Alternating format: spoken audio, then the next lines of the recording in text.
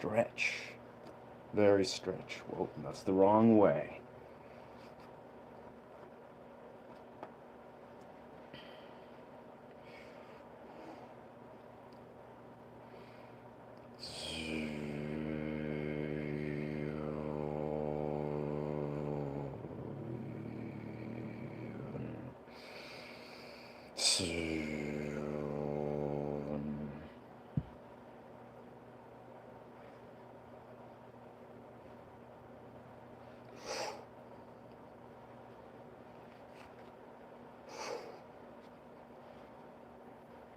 All right, all right, all right, all right. That's right, that's right. Little preempt here. Let us just begin. Remember, friends, just let yourself begin exactly where you are. Some of the most potent, one of the most core potent truths I feel in this world is just simply to let yourself start exactly as you are, exactly where you are. Doesn't matter if you are training, doing dimensions of fitness training or strength training. Doesn't matter if you're playing the guitar. Let your actions guide your experience. Let yourself begin exactly where you are. Start exactly where you are. And one of the greatest illusions I really feel is this illusion where we think we are not ready for something, for whatever it is. We think we need to quintessentially be ready for whatever it is we want to do. But just let yourself start exactly as you are, where you are, with what you have.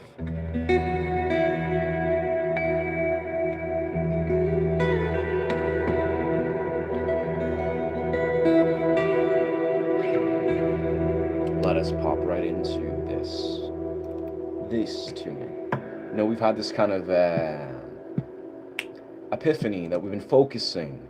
We've been talking about how we've been developing a Wim Hof breathwork video, doing original music. We've actually crystallized and planned out, we've mapped out exactly how we want to approach creating this. Actually, right now, we're going to practice and maybe in real time capture this. We're trying to basically do a very meditative guitar riff that perfectly accents the Wim Hof Are you ready? video here. Here we go. This is basically what we've been doing. One. Breathe in. Breathe out. Breathe in. Breathe out. Slow with the flow of the breath. In, out. In, out. In, out. In, out. Oh, that's where we messed it up. Into the belly, into the chest, and let go. Lighten it. Make it simple.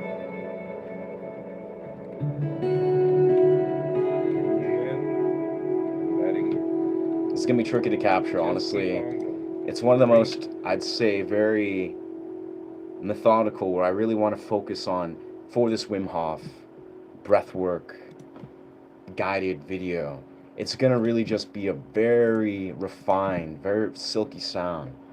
For now, I think we're just gonna practice this riff. But basically, this riff is like an ascending. Hey, welcome 63 people. But yeah, it's gonna be like a very gentle ascending riff. And we're in F sharp here. And the idea is if I can perfectly capture this riff,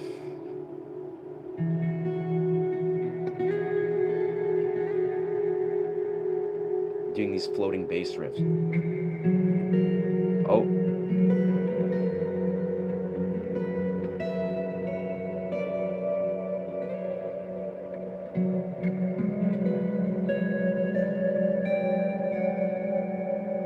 I gotta stay in the right minor key, that's the trick, is it's not in a standard arrangement, but it sounds beautiful. And then basically I'm going from like here, to here, then to here. No. And then we're going to here.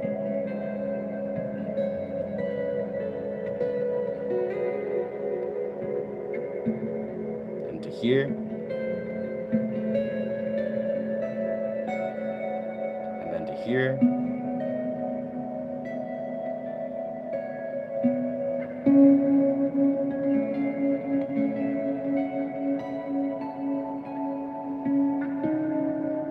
Really just going through this ascending riff and trying to just improvise this very silky piece. This is what we've sort of conceptualized, how the breath work will go, and then it'll basically continue to evolve.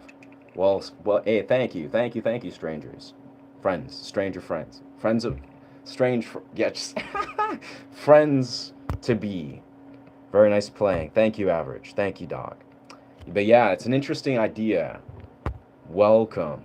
Beautiful, beautiful. Sending blessings from Canada to India, my guy. But with that, we'll just continue doing what we are working. We need some rosin now.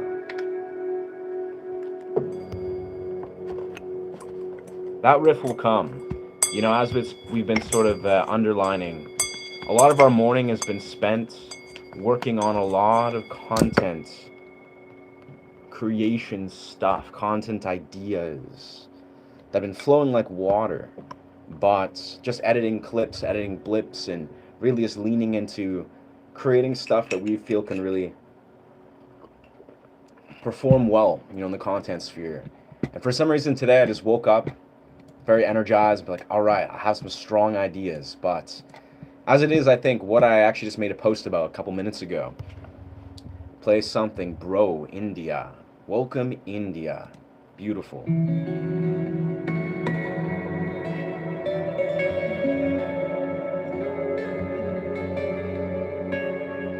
But yes, what I'm finding is I think it's going to require, you know, a bit of a collaborative effort, more of stepping outside of the self and working on, you know, really just zeroing in on what I feel my audience really resonates with, you know, what they can really take away, you know, looking at the greater betterment of what I love to create, what kind of content that I have been creating, but then also just zeroing in, like, you know what on the collective level does my audience or the YouTube sphere really truly resonate with, you know, on a deep, deep level.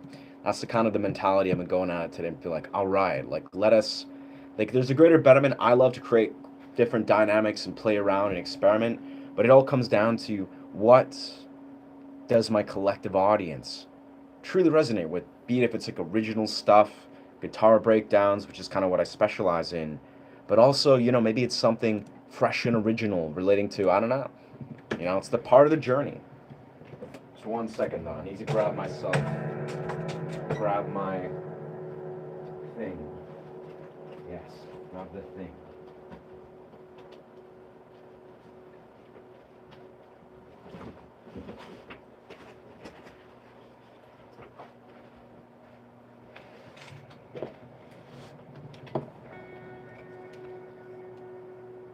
Incidentally, I found myself, the other day I purchased this new dark rosin.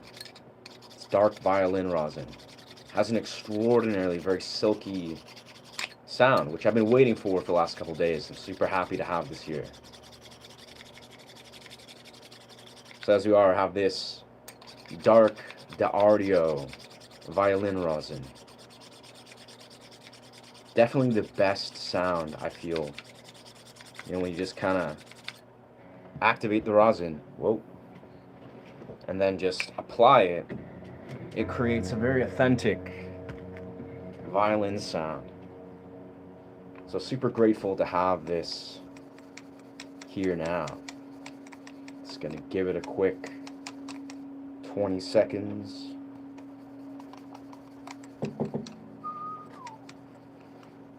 Hey, welcome. Lots of Indian people phone through. Love that. Much love. Blessings from Canada to India.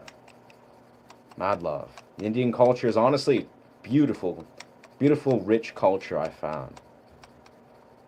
You know, I found too, actually when I first received momentum, probably about 5 months ago when I started streaming, really, I basically was going from like very little, it was like 100 people, maybe 100 people in my streams. And then I think the first wave of momentum I ever received was basically I did a stream and I had like a massive wave, a couple thousand people flow through, primarily from India.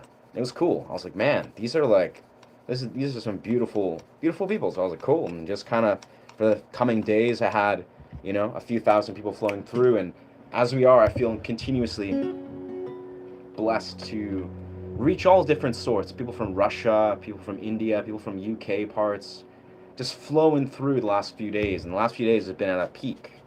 I've seen highest view counts ever, which is great. And here we are. This is what we want. This is what we want to do.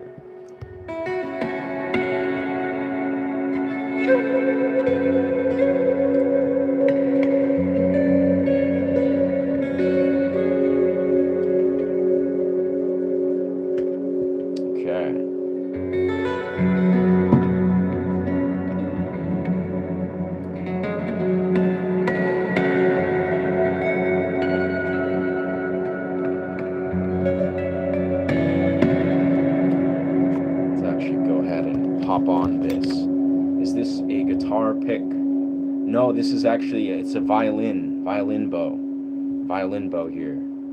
It's called the Picasso bow. As a guitar pick, Picasso bow. Yes. Extraordinary prop. Especially when you learn how to really lean into the nuances of it. Creates a very unique sound. It's actually one of my viewers, I think he's a fellow from India, Div he goes by. He also does this similar type of dynamic. One of the few people that I know, like very few, that actually can play around and does play around a lot with the violin bow sound. It's a very underutilized prop. Highly recommend if you're a guitarist or musician that likes the violin sound and play guitar. Something to look into. I highly recommend it. It creates a very successful sound if you can apply it properly. Yes. Okay, just popping on this 3D printed thumb pick here, as we do.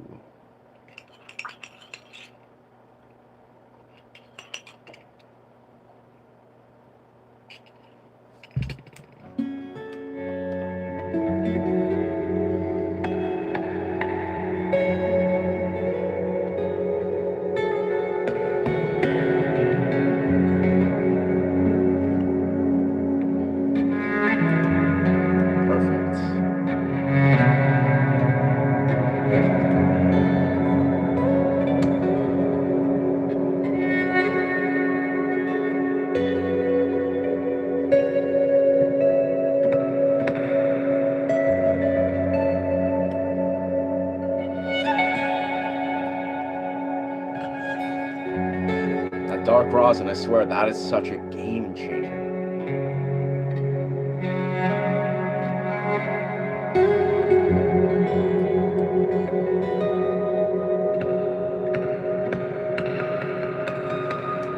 Alright, I think we're going to reapply this just a little bit. Straighten this pick out. Just about had it down there.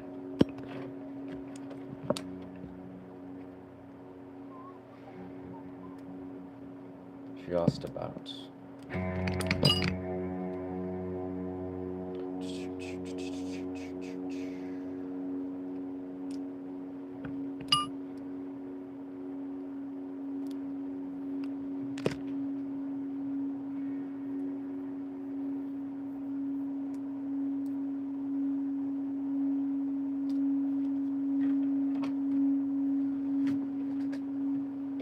Let's turn our bass down a little bit.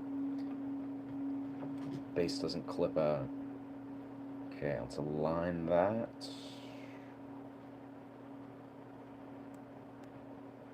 I think that's what we want to do.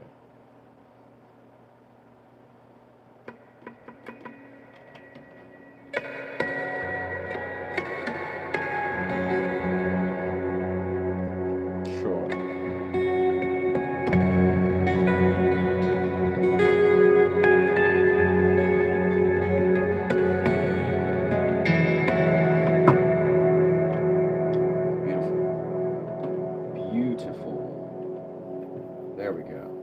Oh no, a spam call. Nope, decline.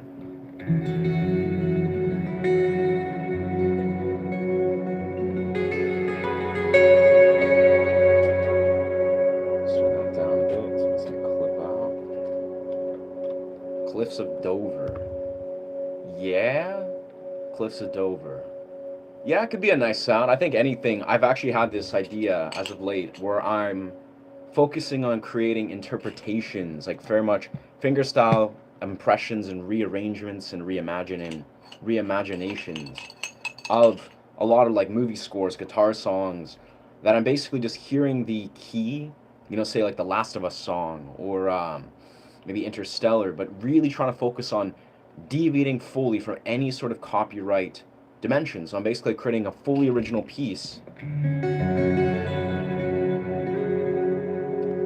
from my own style, so doing fingerstyle stuff, violin, pan flute, whatever, and making an entirely separate piece of music that has an impression or is interpreted from specific themes and songs. It takes a very nuanced approach, I feel. I'm still trying to figure out the ins and outs of it. Because naturally I have zero desire to be copyrighted whatsoever. But I think I could do some really cool stuff with that.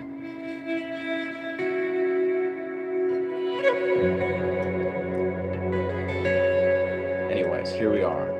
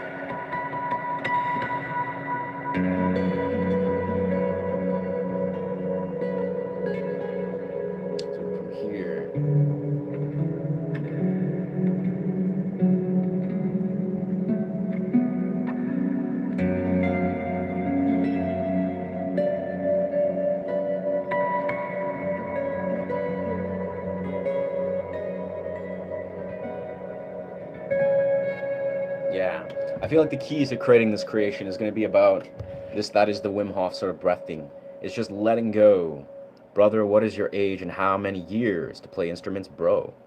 I am 31, and I've been doing guitar for 11 years on acoustic, and full electric 5 years before that. So a total of 16 and a half years is, yeah, that's my guitar background. Hey, welcome. Welcome, Valera, Nico Paul. Welcome, Ukraine. Blessings from Canada.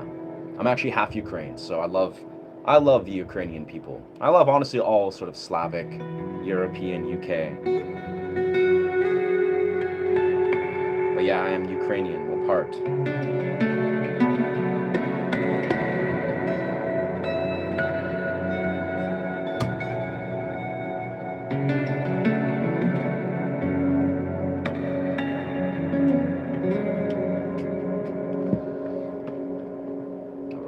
Maximize our violin sound here.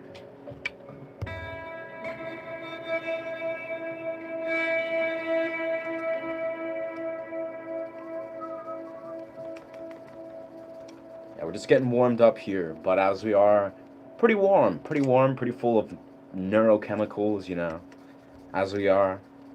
There's something beautiful about I mean, being a streamer, YouTuber, guitar guy, or whatever.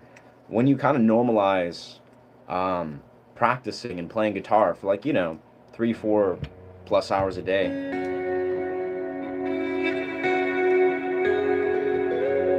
even if you're not warmed up, even if you're sort of out of the flow, your mind kind of stumbles into ways to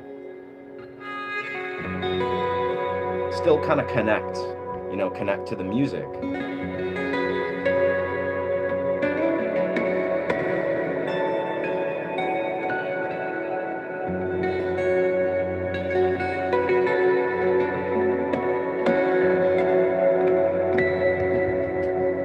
This comes to show practice really does make perfect, so to speak.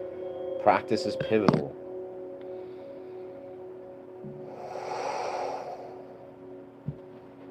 Okay, let's get ourselves a little more set. Testing, testing.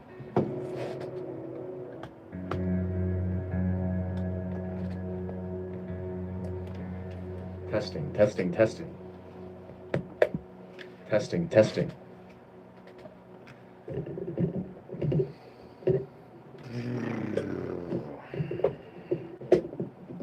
Last couple days we've been kind of slipping into some weird kind of vocal flow in a way that's like, trying to almost lean into, as we are, sort of a primal sound, which is kind of what we do here a lot. Greetings, playing human guitar. Hey, what's good? What's good? I am Dinosaur. Yes. Metallica, System of a Down. Both beautiful artists that I do not know how to cover as of recent. Not a cover artist. I've covered actually all those artists, Metallica and System of a Down, throughout the last like 10 years. A lot of System of a Down. But as we are too, we do not desire to get demonetized or copyright stricken. Welcome, Sandra. And welcome, Virat. Yes, yes. And nice to meet you too, Average. Thank you, Hannah. Thank you, Hannah. Pray on. Okay.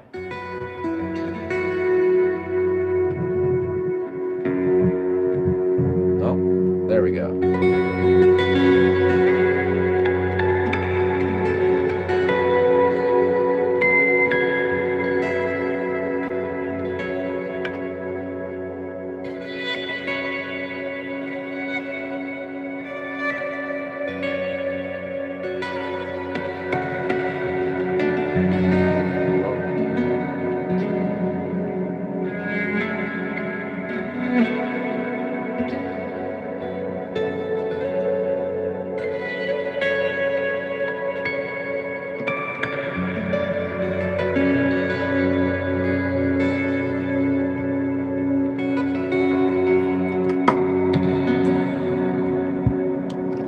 Getting slowly this flow.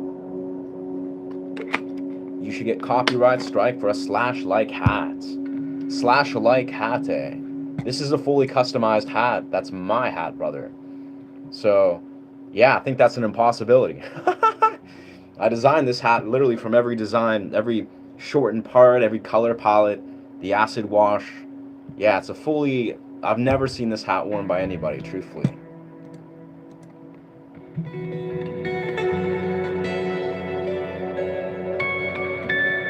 But absolutely, I can confidently say that Slash was surely not the first person to rock a top hat.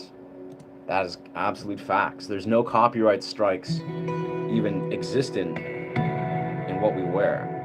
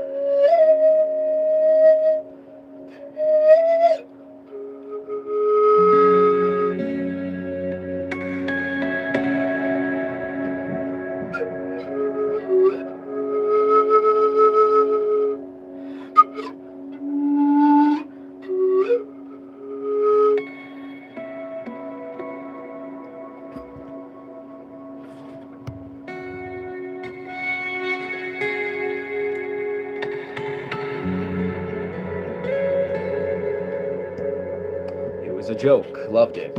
That's fair, bro. I'm just riffing off you, dog. I feel ya. I feel ya.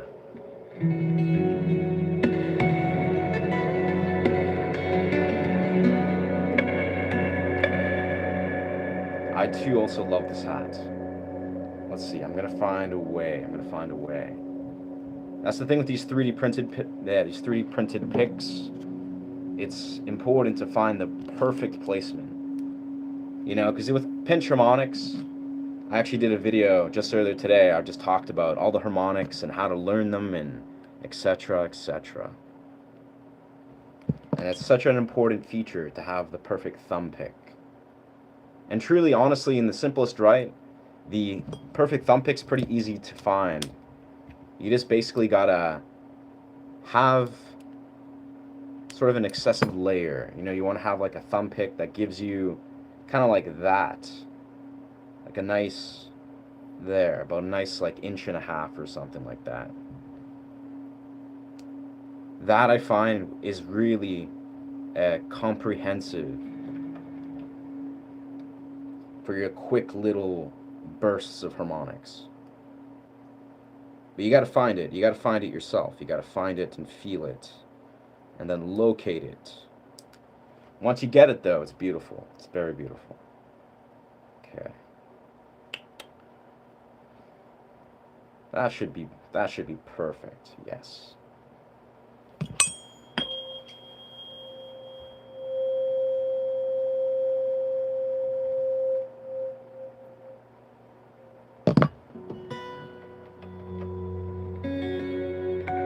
Yes.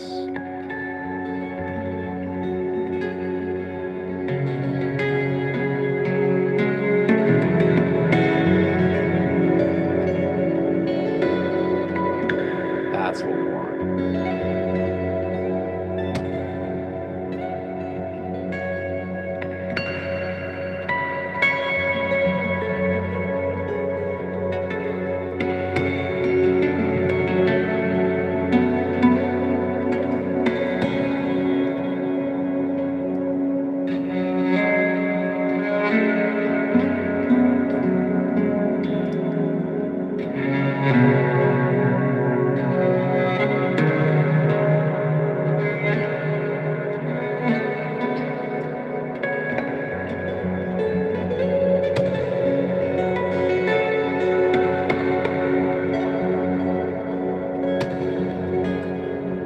I think we've just about warmed up our harmonics. And yes, you in Seattle. No, I am in British Columbia, Canada, Angelina.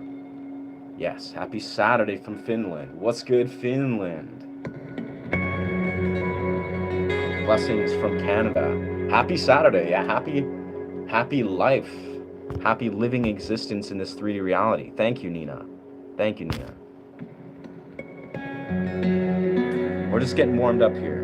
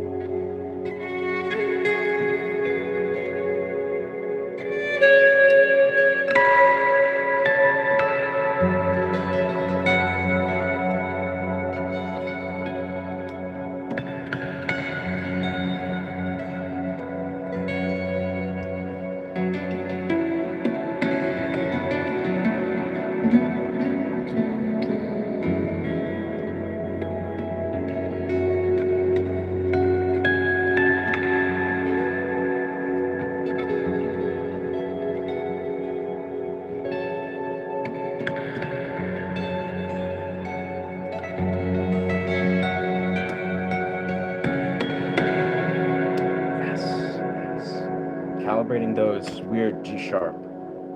Yo, what is good, David? What's good, David? Cigarettes after sex. I forget what that song is, dog. Yeah. Thank you, Michael. Honestly, yeah, not that. Nice. Phenomenal. Phenomenal. Someone's got live there. Nice. Yeah, bro. Canada's Canada's an interesting place. I gotta say, I actually went to this night market yesterday. Let me straighten that out a bit. I was at a night market yesterday in North Vancouver. It's a shipyard night market. It's called. It's like a live music slash cultural event. Beautiful experience. I went there to kind of check out the space for like potential busking moments and opportunities, and just to check out the subculture. And honestly, I was pretty astonished. I was like, wow, this whole scene is so beautiful. It's just this rich,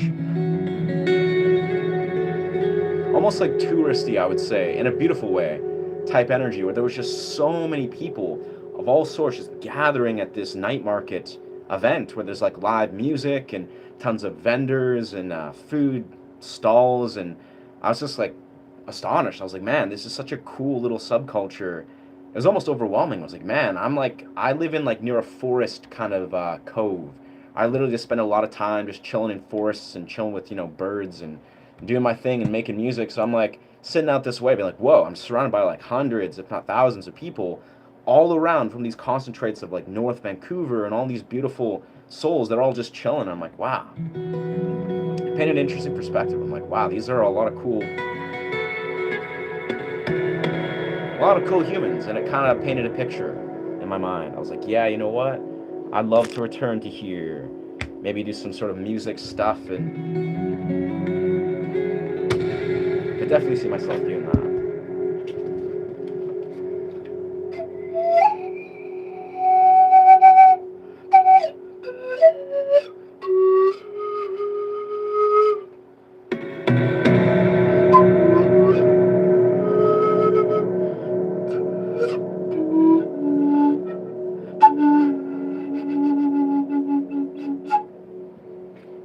Yes, humans are great.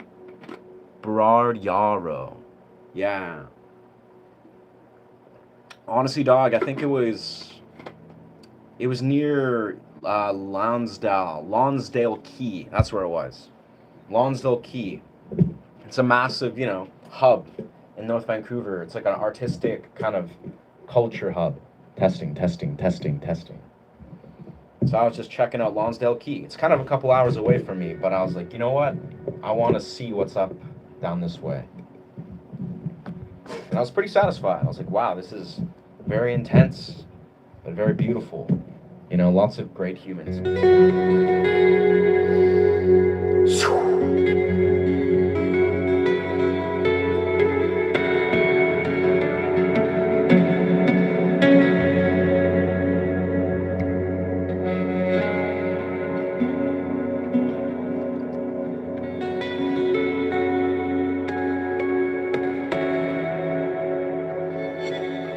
It's definitely something even I could see myself apply for in the future. To do some sort of performance act of a sort if I desired to.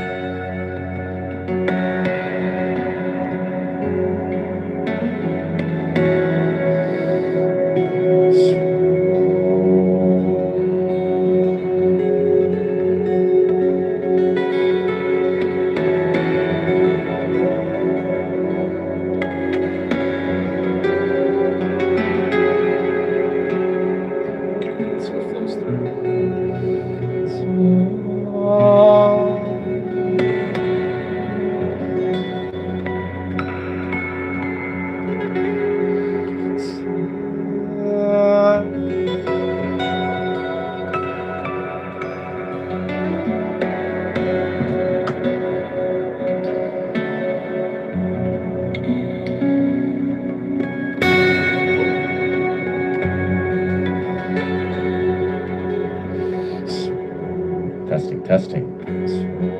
So gotta get into the key of F major or F sharp minor. So.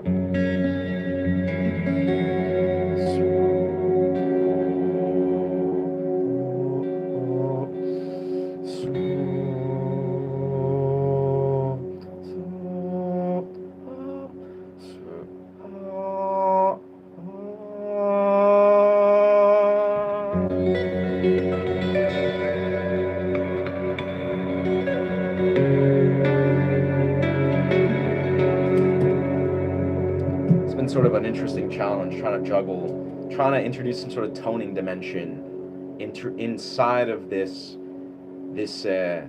guitar improv dimension, where it's like I'm trying to basically improvise vocals in a raw way to complement this dynamic I'm doing here with this guitar improv.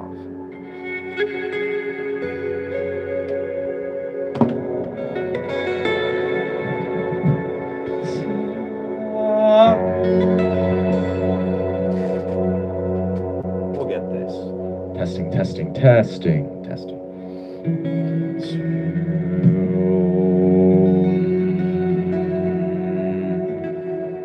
Seems like the microphone's still not. Testing.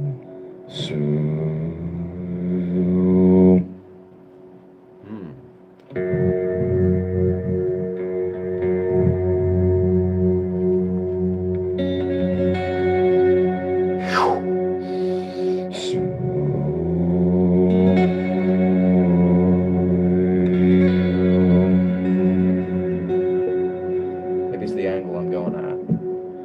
Testing.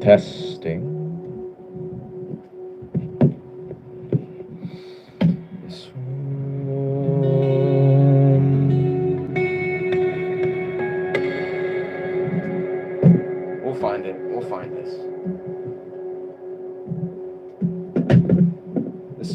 This feels like the trickiest part, is trying to angle a microphone while having a guitar set up. I don't know why, it's like produces a lot of challenges for me here.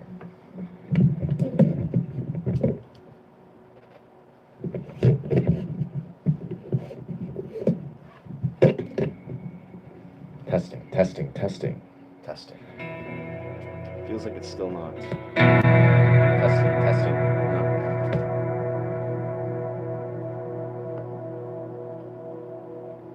Alright, that should be working. Testing.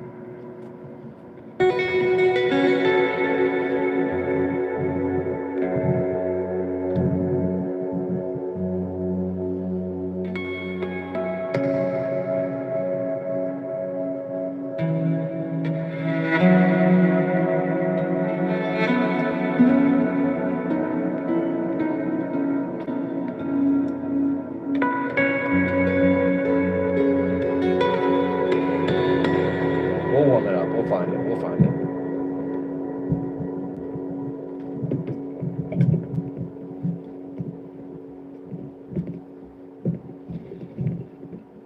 Oh. Testing. Oh, This looks pretty good. I like this. testing. I don't know. We'll find it. Let's see. Can you play Spanish guitar? I can, sort of.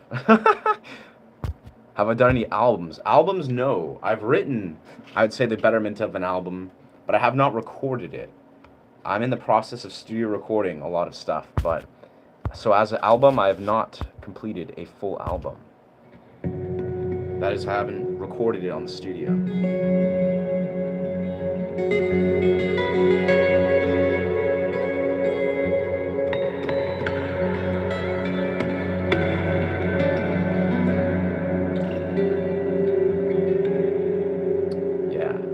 Alright, let's do a gentle sort of ascension or ascending thing. Try to experiment with this.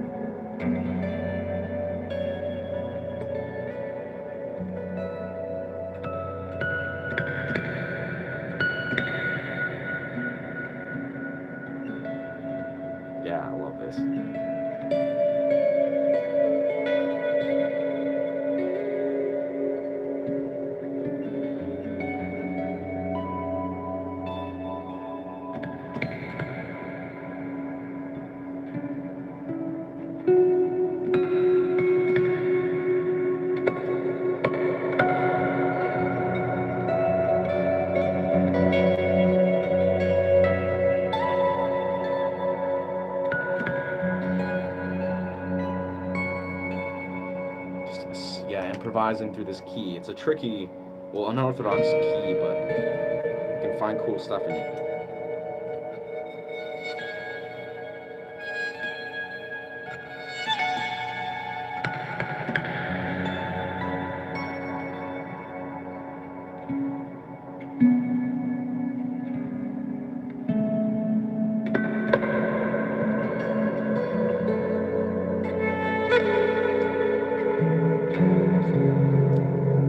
That's the key.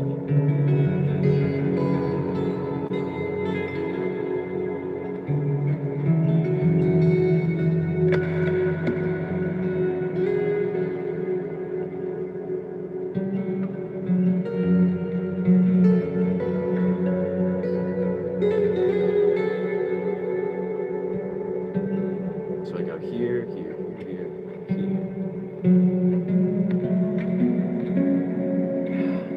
Okay, let's try spliced up.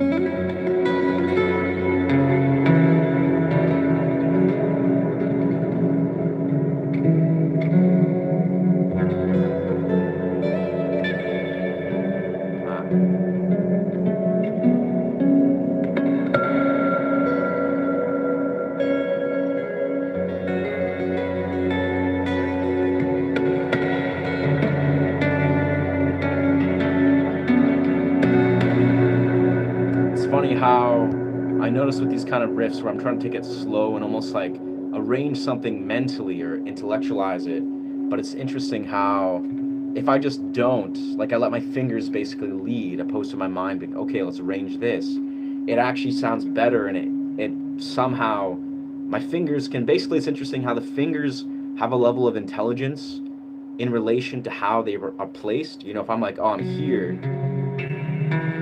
my fingers can kind of tell basically how to place certain patterns and certain melodic ideas more fluently than the mind can do so. That's what I've noticed a lot. I mean, I don't know, it depends on where you're at or what you personally, how you like to arrange music. But for me, it's almost like the fingers have an intuitive way of placing themselves on the fretboard that is a lot more ingrained and I'd say intelligent than how the mind sees it. Like if the mind goes, okay, we're going from 3 to 5 to 7, or if we're switching up, the fingers can feel in relation to what you hear faster than the mind can sort of place how you, especially when you're in alternate keys. I don't know, this is just my experience. Like if I were to switch off my brain and be like, nope, no thoughts, just let my fingers do whatever they want to do.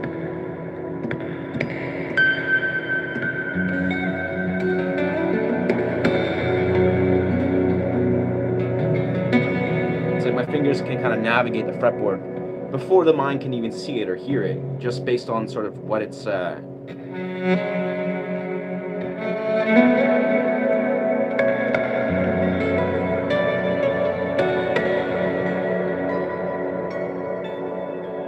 moves faster than what the mind can see, the fingers, and then the fingers lock in. It's interesting. Anyways, we can get a Russian into the US. Whoa, interesting. I don't know what you're talking about, brother, but all I can say, anyone speaks Spanish, not here. Very nice. Interesting, something about a Russian. I'm pretty sure you're white too, aren't you, Redbeard? Can you play one in San Lucas? Play the one in San Lucas. Honestly, not a clue, dog. Not a clue what that song is. If you're talking about Lucas, there's that one guy, Lucas Stringholy, I think. That dude is phenomenal, extraordinarily talented, but no idea. No idea how to play his stuff. Alright, we're going to move back to standard tuning. Make this a little more easy for us. You know, being in F sharp is an extraordinary songwriting place to be, but it definitely is not my average place. It introduces challenges, which I love. Going back to E major.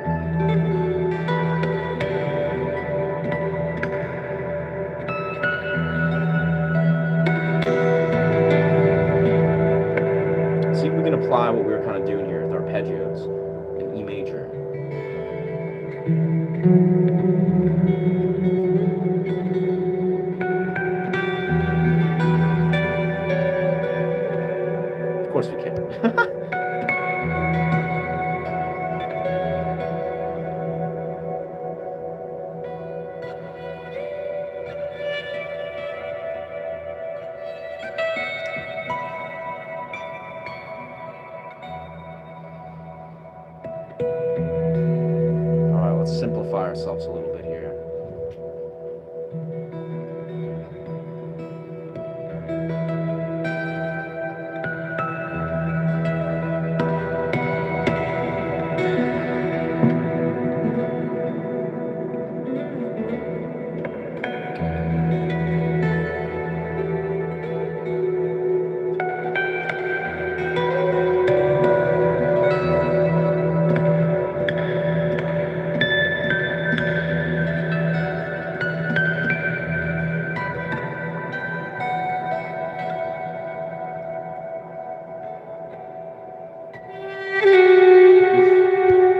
That attack was not the one.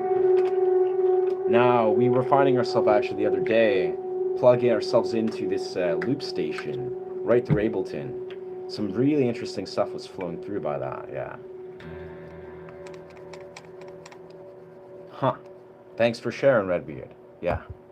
And I'm hearing self learning to play the guitar. I'm currently learning self learning. Nice. Very nice.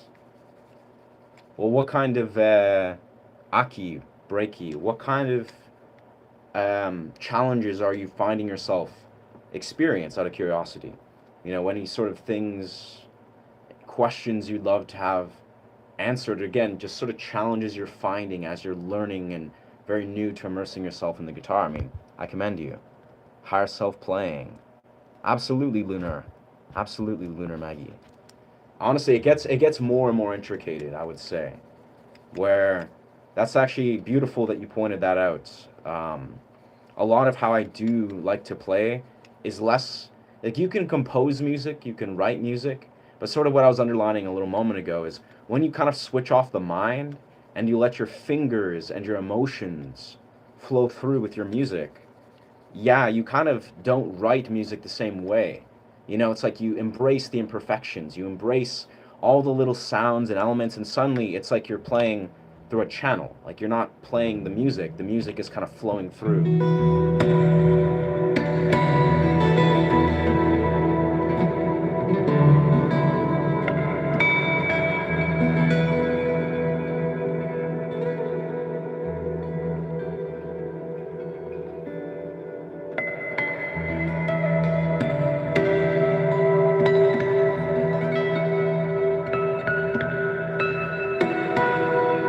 And of course, it all depends on, you know, where you're at emotionally or maybe creatively or mentally. There's so much that I think playing the guitar, especially when you're just like composing and feeling into it and improvising, there's so much that can arise. It's really like you're playing with this level of like what is organically flowing through. Sometimes, you know, what's flowing through is a complex emotional experience. You know, sometimes your brain is just like somatically experiencing a lot, and you have to just embrace it. You got to learn to like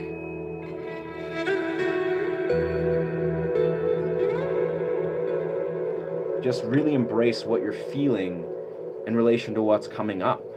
You know, what emotions are awakened from whatever the chords you hear and what's really resonating with your being. And then if you can do that, eventually then it will really sync up. Like, you know, you'll be like, maybe I'm feeling turmoilic, maybe I'm feeling ecstatic, maybe I'm feeling blissful, maybe I'm feeling reflective, maybe you're feeling philosophical, maybe you're feeling existential. Whatever it is, if you can kind of center in on that, be like, ah, this is what I'm kind of really resonating with, extraordinary things can appear where it's like you can really just tap into that, and then suddenly the music is flowing like water because it really is aligned with how you are feeling in that moment. And it changes. Like, you know, if I'm like, okay, let's play a happy song, maybe that'll resonate with my being. I'm like, yeah, let's be celebratory and happy and blissful. But maybe there's like, you know, grief or complex emotion that wants to manifest.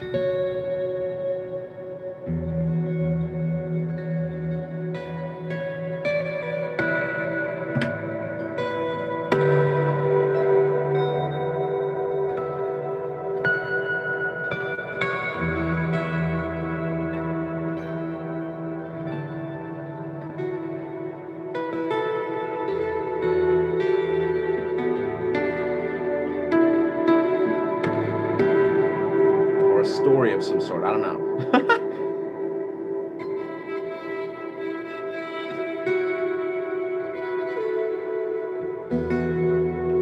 That's why I really love weird chords and weird key shifts where you never know where that's going to take you. Like if I were to just do this, like we're shifting into what? D sharp, or yeah, D sharp minor.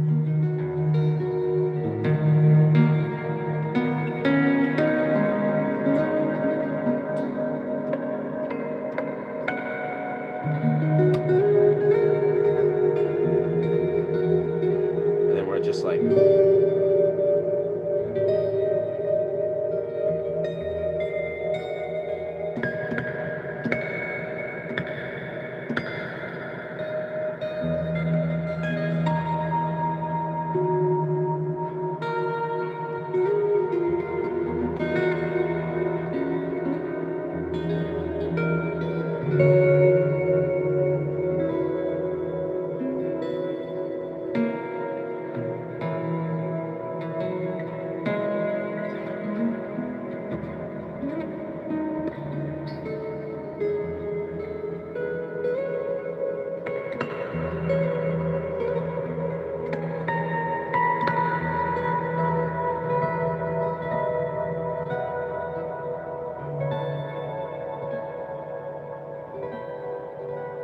yeah, I don't know. That was a weird mixture of key shifts, but it's like depending on the shift, where your fingers go in the key shift and how you integrate it, it says a lot. It says like an emotional story.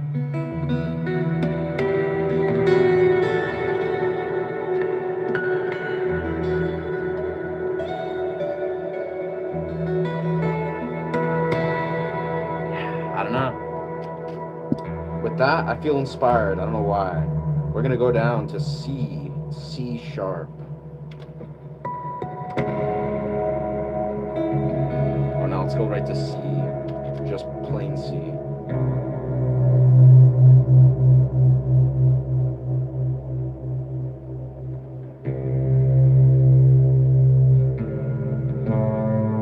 Make sure we're actually in tune here.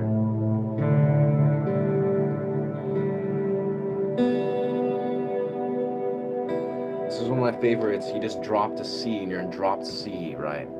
Yes, yes. I don't know what to tell you, Red. I don't know what to tell you, dude.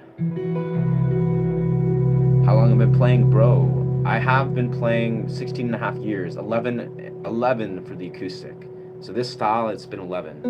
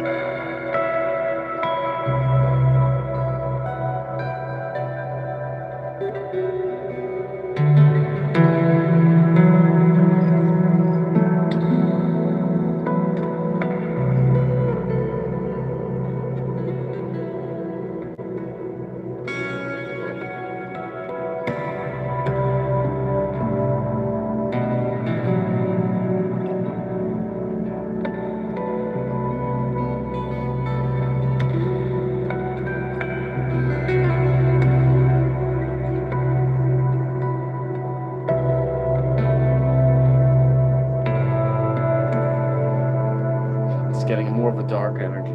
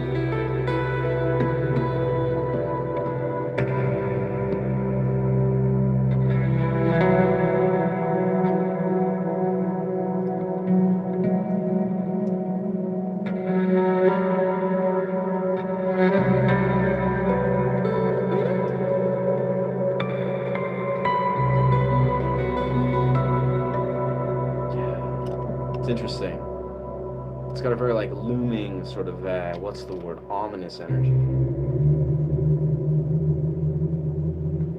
Interesting experiment though.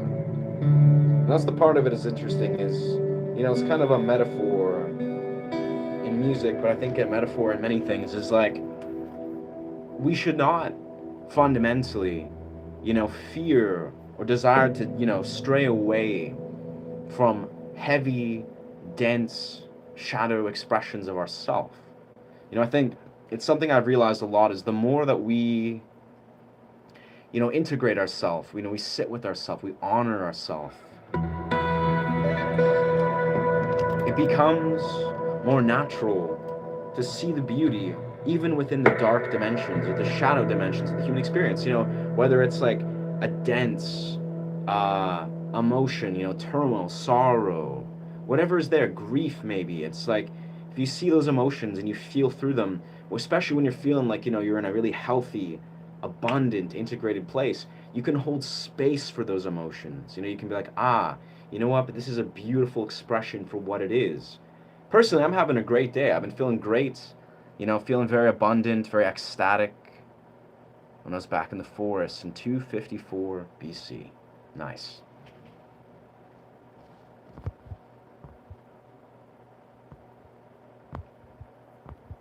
Interesting.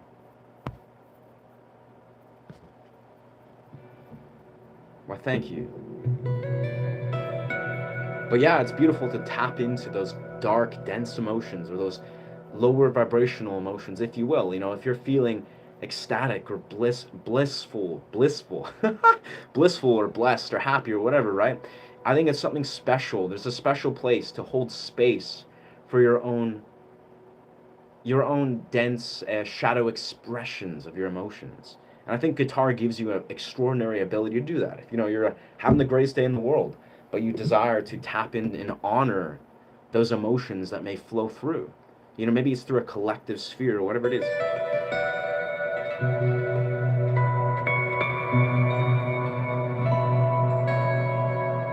It's a special experience.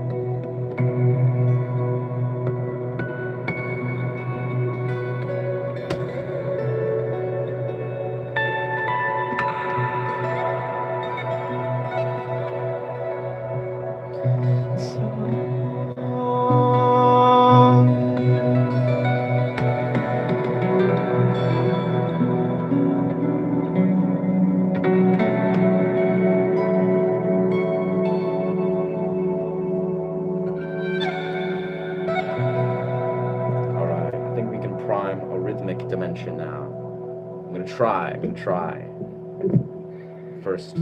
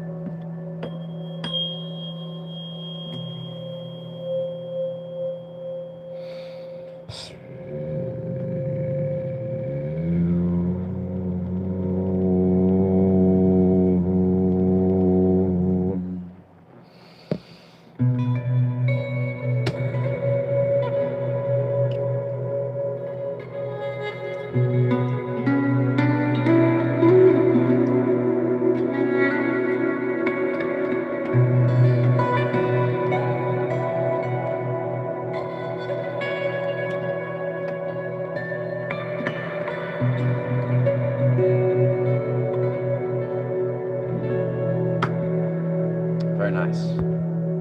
Smoking. Okay. So it's, most of what I heard just now is filled with positive energy. Hey, thank you. Yeah. It feels. It's almost like it's interesting how the positivity is a domain. We choose to associate. We hear and perceive what we associate as positive versus negative.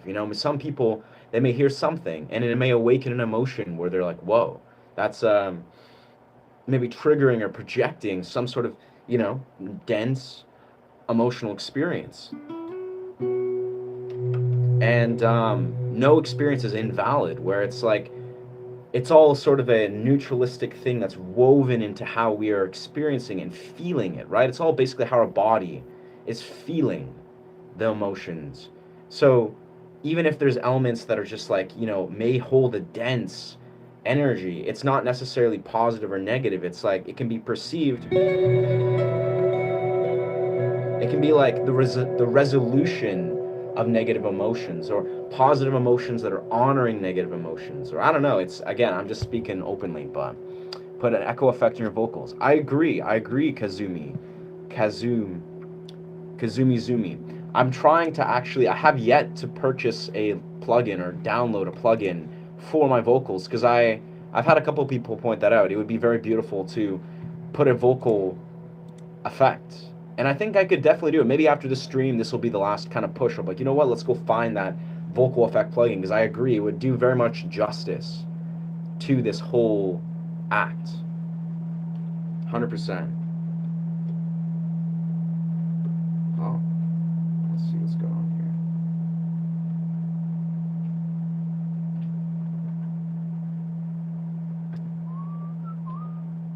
Definitely in due time, very soon, I will surely get a vocal plugin to make those like stretched out sort of sounds. For now, I'm pretty content, I would say, at least the last like few days as I've been doing this vocal kind of dimension. I want to get really good at leaning into, this is kind of the way at least I justify it. I'm very intrigued in how I can very much lean into vocalizing without any sort of effect.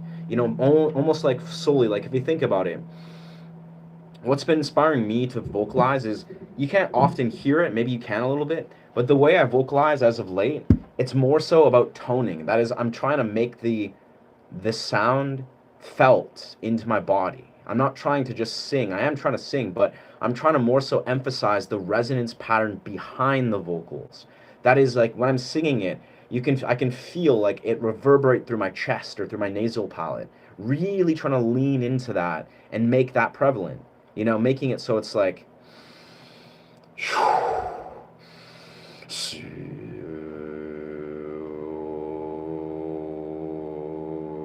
on these low notes, or if I'm going like there's a resonance pattern that's flowing through different parts, And it's basically chakra toning. But it's like I'm really trying to emphasize that. Yeah. Darkness is not the same as evil. Yes. Yes. Definitely not. She put an echo, heart that finds the light in the darkness in these ambient notes or bells. Yes. Yeah, that's kind of exactly what I'm really finding is what I'm really underlining is, I mean, in my own experience, we're all human beings. We experience duality. We live in this 3D polarized reality. So we are going to associate polarity. We're going to be like, but there's dark and light, there's positive and negative. But the more, if you look deeper, you understand metaphysics and, what's how the quantum operates, the known and the unknown, and how we basically as beings have the ability to choose how we are um, manifesting or how we're reflecting the positive and negative qualities of all things, our self, our beliefs, the people, our visions into our reality. So we as dualistic beings can and will perceive, the dark and the light, the positive and the negative. And as we do that, we reflect and project our positive and negative emotions into things. It's hard to separate ourselves from that. What us as human beings, a lot of us, all we see is the projections of our emotions. We're like, but this emotion is so beautiful and uplifting and euphoric, where this emotion is very, I don't know, it's dense, and maybe we try to associate with negativity or something that we don't desire. But the truest part is all these emotions are desirable. All these emotions and experiences are desirable. And yes, evil is not the same as darkness. Evil is basically our own shadow suppressed and distorted. When people operate out of a lens that is distorted and suppressed, that is where quotations evil arises. That's just a human experience that has been so greatly distorted and convoluted and suppressed and dishonored and disgraced. It's like that's a person that basically hasn't fundamentally embraced and accepted that our darkness is a part of ourself, and they've cast it away from them. They've tried to split themselves off from it. And the more we try to cast ourselves away from the innate qualities that we are and our shadow expressions, the more we try to perpetuate and confirm that bias. And that's where these illusions of evil and darkness occurs. People that are basically, they don't know themselves. They don't understand the nature of reality. They don't understand how they are perpetuating their own perceptions of what is evil versus what is good. And I don't know, it's a lot of conceptualization. But yeah, in the simplest right, the more we embrace and see that all these emotions, all these things, they hold a neutral charge, that we ourselves are perpetuating or projecting into the world. And it's hard. Like this, the simplest right, all I'm saying is it's not easy. It's not easy being a human sometimes, where we are in fact surrounded by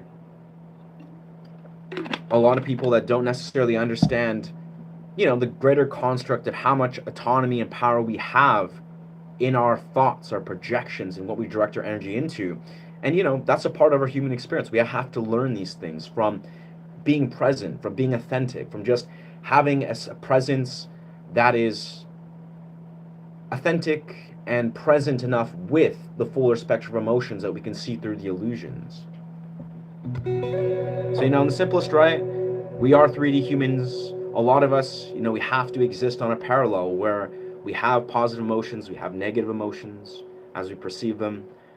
But it's okay to have those. It's okay to feel dysregulated and to feel complex emotions and feel, this intense polarized reality is a major part of being a human being, right?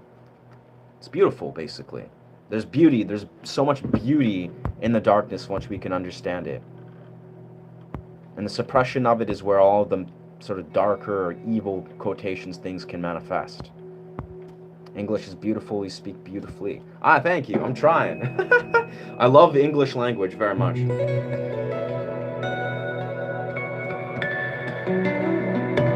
I'm not sure if everything I'm saying will make a whole lot of sense. Some of it might go over people's heads, in a simple sense. But that's kind of the point, is when we're talking about metaphysics or metaphysical philosophy, like this is something I've learned. Is you guys may be familiar with Taoism, right? You're like, Taoism, no mind.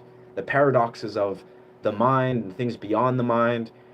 when I've personally been a student of like Zen Buddhism and Taoism, I love that stuff. I have for like many, many years. And the simplest right, Taoism is literally just a philosophy that has been developed from observing nature. It is a philosophy that echoes nature, the natural world, the cycles of nature, all the different dynamics and emanations of nature. That is what Taoism is emulating. But when you understand what metaphysical philosophy is at the heart of it, understanding the nature of what the material world is versus the non-material, the limitations of the material world. We're in the material world. Our sensory experience is a part of the material world. Our A lot of what we experience in this human world, our perceptions of money, our perceptions of material objects, all these things, they exist in a fraction and a fragment of what the actual, well, larger construct of what things are. Basically, as I love to understand, it's simple. It's a simple thing.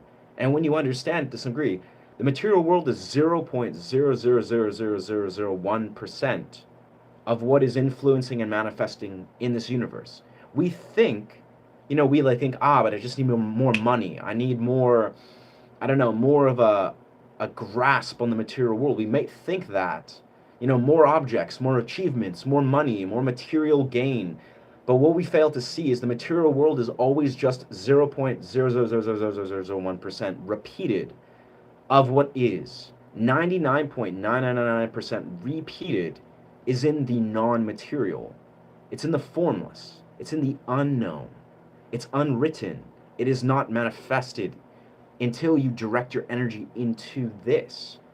And what a lot of people don't realize is they're giving so much weight to the material world. And as we all do, we all live in a collective delusion or illusion. We're like, yes, the material world's all that is. You pick up your phone and you get dopamine. You're like, this is all it is. You go into your technological loops.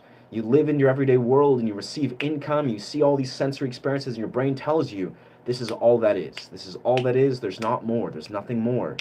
But the reality is you're basically, we're all confirming a construct that tells us the 0.0000% 1 or 1% is all that is, when in reality there's actually something else that is beyond material world, the 99.99% repeated, that is actually influencing everything. It's actually manifesting everything on a moment-to-moment basis, on a grander cosmic construct. There is something else that creates greater influence to everything we're doing. And you cannot understand or see it until you acknowledge that it exists. And once you do see it, like once you kind of tap into, these little portals or these metaphysical anomalies, and you see, wait a second, there's a metaphysical domain that is influencing everything that is beyond the material world. Once you begin to sort of construct it and unpackage it, it actually makes a lot of sense. It actually explains so many of these interesting paradoxes that a lot of us are so heavily attached to. So basically what I'm saying is, there's something beyond the material world. You can't understand it until you see it and feel it. And once you do, it kind of like, I would say, dissolves a lot of the illusions that exist in the modern material world. But it also allows you to begin to understand that there's something beyond that, a lot of us are maybe really struggling to grasp onto. But again, the essence of it is very simple. We as human beings have an insane amount of influence and autonomy and ability to create our reality. We are constructing every given part of it. Every belief of what the positive and negative is, every idea that we can or cannot do something or manifest our most beautiful, brilliant visions, all the emanations of how we see the people in our life, all the ways that we perceive our relationships, our familial context, all these things, they exist in this sort of neutral sphere that we're associating qualities onto. Everything we experience in the positive and the negative is all present at once. The most beautiful, I'd say, positive projections of who people are in this world, and all the negative projections, they're all existing at once. The second we believe and envision the highest reality or the lowest, dense reality, it becomes. So it's just kind of comes kind of puts in perspective. We have a lot of ability to make decisions that align with the highest expression of who we want to be. Yes, humans are great and phenomenal and ecstatic and beautiful. They're also the very polar opposite. Both extremes exist depending on what we choose to see.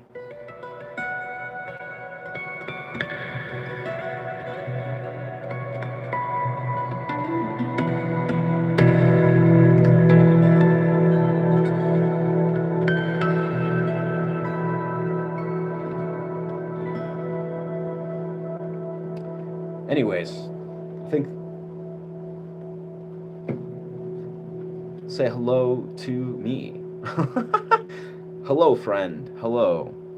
I don't know how that name is pronounced, but I'm assuming it's a Russian name.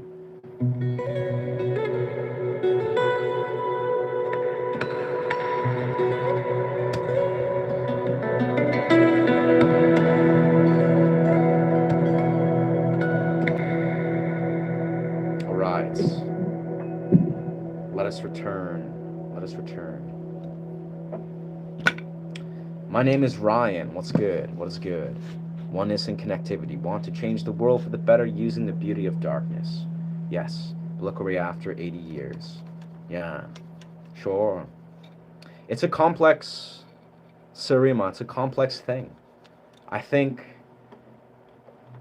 let's be real here. This world is in a very intense place. Like, we can say this objectively, stepping outside of the metaphysics or the metaphysical philosophy. 2026, 2026, if you really are looking closely at what's going on in the world, you'll see that we're in a very intense place, a very intense shift. So yes, we can say objectively, wow, what's going on in the world? Like, why is the world so heavily programmed? Why is there so much farce and warfare and strife? And why are we in such a technologically oversaturated loop that is devolving our world? Correct. All of that is true. But what you need to realize too is it doesn't need to be something we see as an inherent negative. It doesn't need to be something that we see with a hopelessness, even remotely. All these things have profound potential depending on how us as the perceiver carry about. And basically what I'm saying is you don't need to be bogged down by the, I would say, cultural and societal programming that's trying to tell you that, all these things basically should warrant non-action or warrant maybe almost like a hopelessness. It's like, yes, we live in a 3D reality. Things are dense. The times are shifting. But this should, if you can't look at the state of the world with genuine, authentic vision and presence, if you can't look at it and not see how this should inspire you. Like, if you can't, you should be looking at the state of the world and be like, all right, this is a call to action. This is a call to arms. This is a call to live presently, live your authentic human experience. This should be what awakens, right? If that's not the case, then there's something deeper going on that, you probably just need to take a step back and reflect and make sense of why, your beliefs are sort of trying to basically make you see a victimization of how the world is.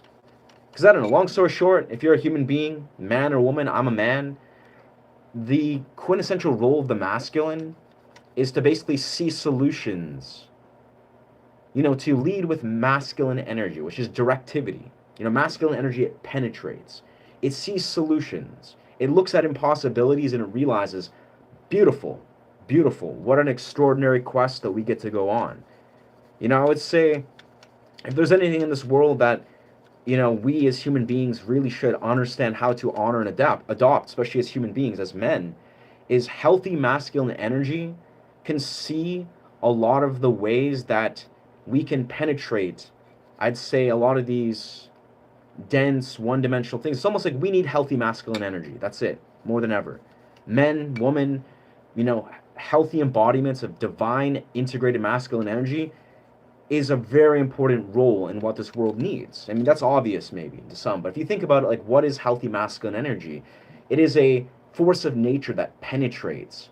It honors and sees through the illusions and realizes, but this doesn't matter what problems need to be solved or what impossibilities may be presented in front of them, it finds a way. It's like a warrior energy.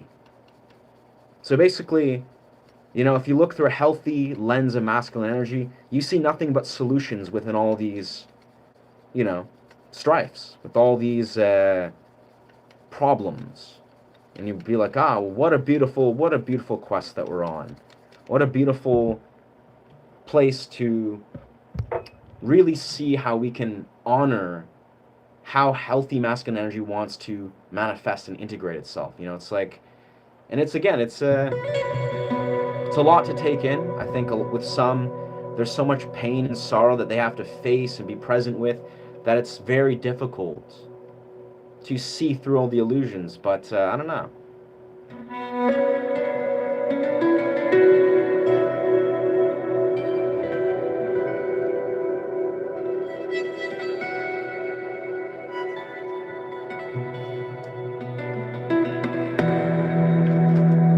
Anyways, a lot of concepts flowing through.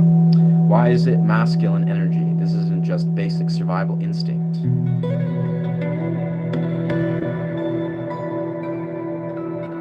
It's all, you're right, it's masculine and feminine. It's all humans energy. This is not masculine energy as in human psychology masculine energy. I'm talking about more so the universal force of masculine energy that applies in the universe, you know, in all beings, animals, humans. Our psychological perception of what masculine energy is associated with culture and this and that, but masculine energy has a fundamental role that is that it goes beyond what a human cultural experience is. But you're right, is your masculine energy and feminine energy and I don't know, I guess primordial instincts. I think what you're talking about maybe is, yes, we have a primal source of how we survive. Like we've been evolved as human beings to basically connect to a primal aspect of the self.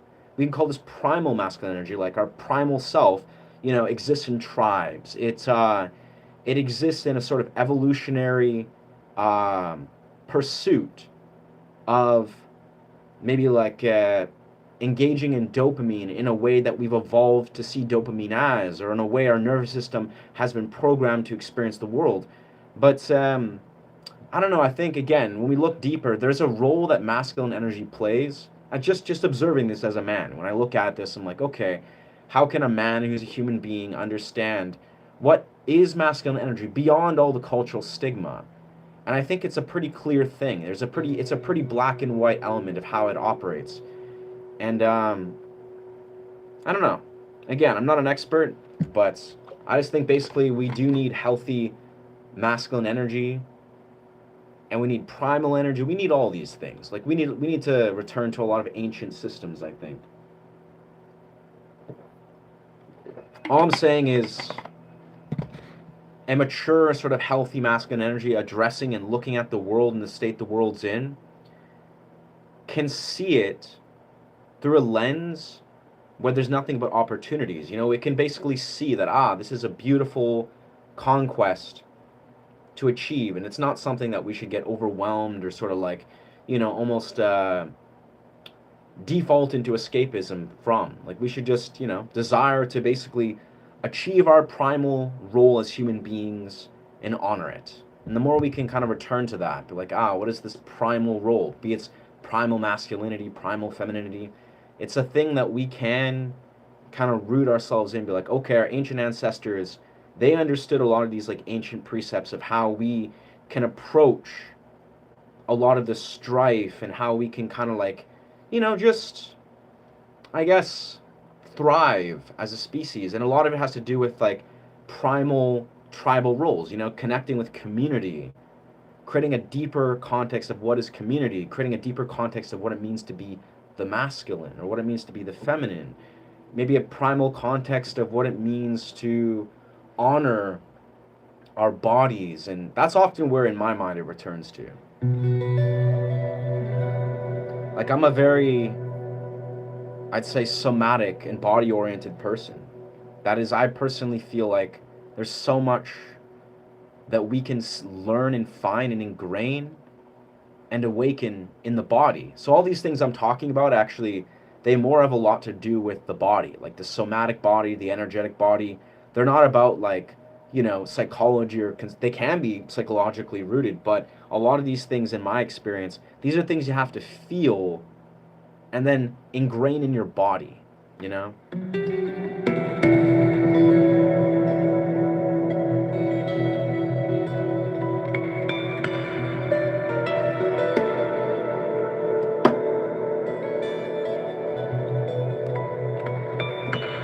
Anyways, I'm kind of jumping in a billion different directions with that.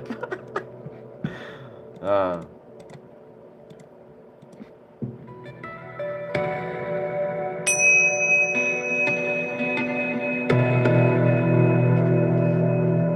but it is what it is. I think there's a lot to.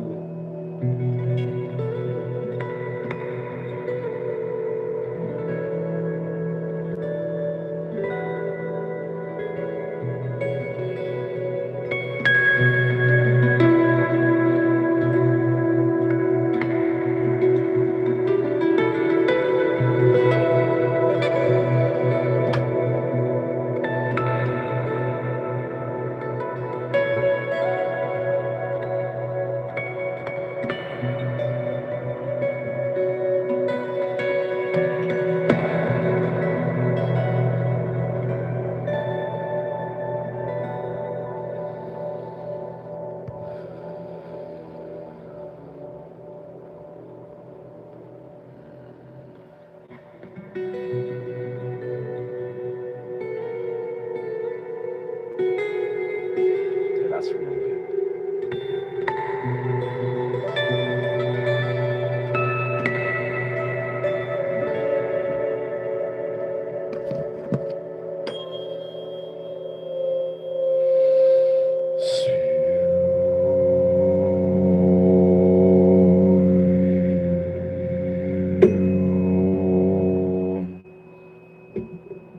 I feel like I really need to get a mic arm to really properly situate this baby. Testing, testing, testing.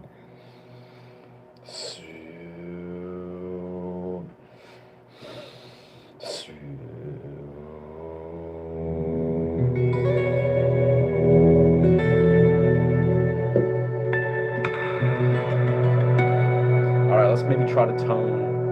We're in B. We're the key of B. This is a strange.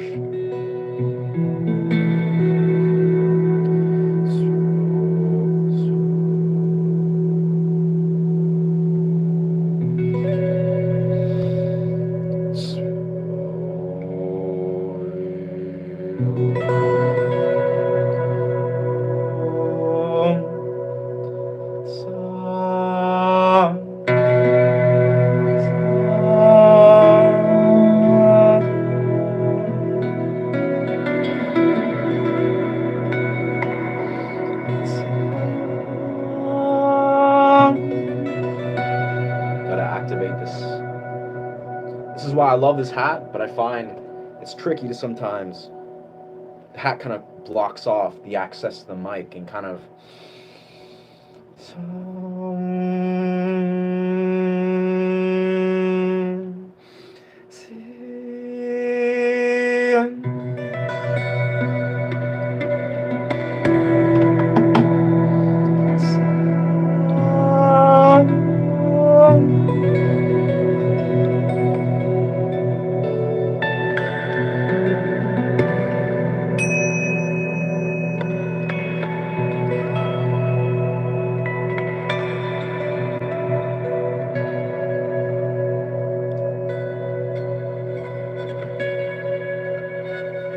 That's the right way.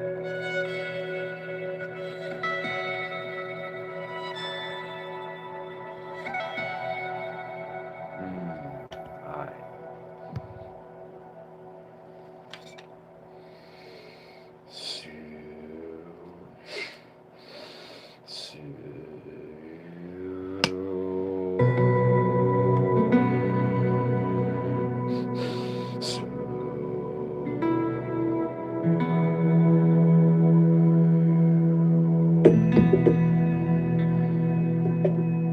We'll find the right spot. We'll find the right spot for this. Testing. So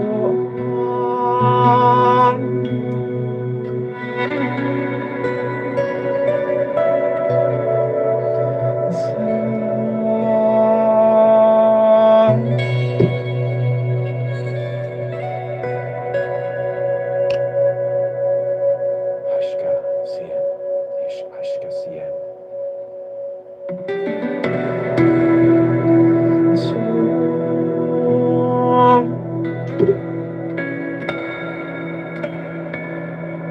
Aye. Aye. Testing, testing.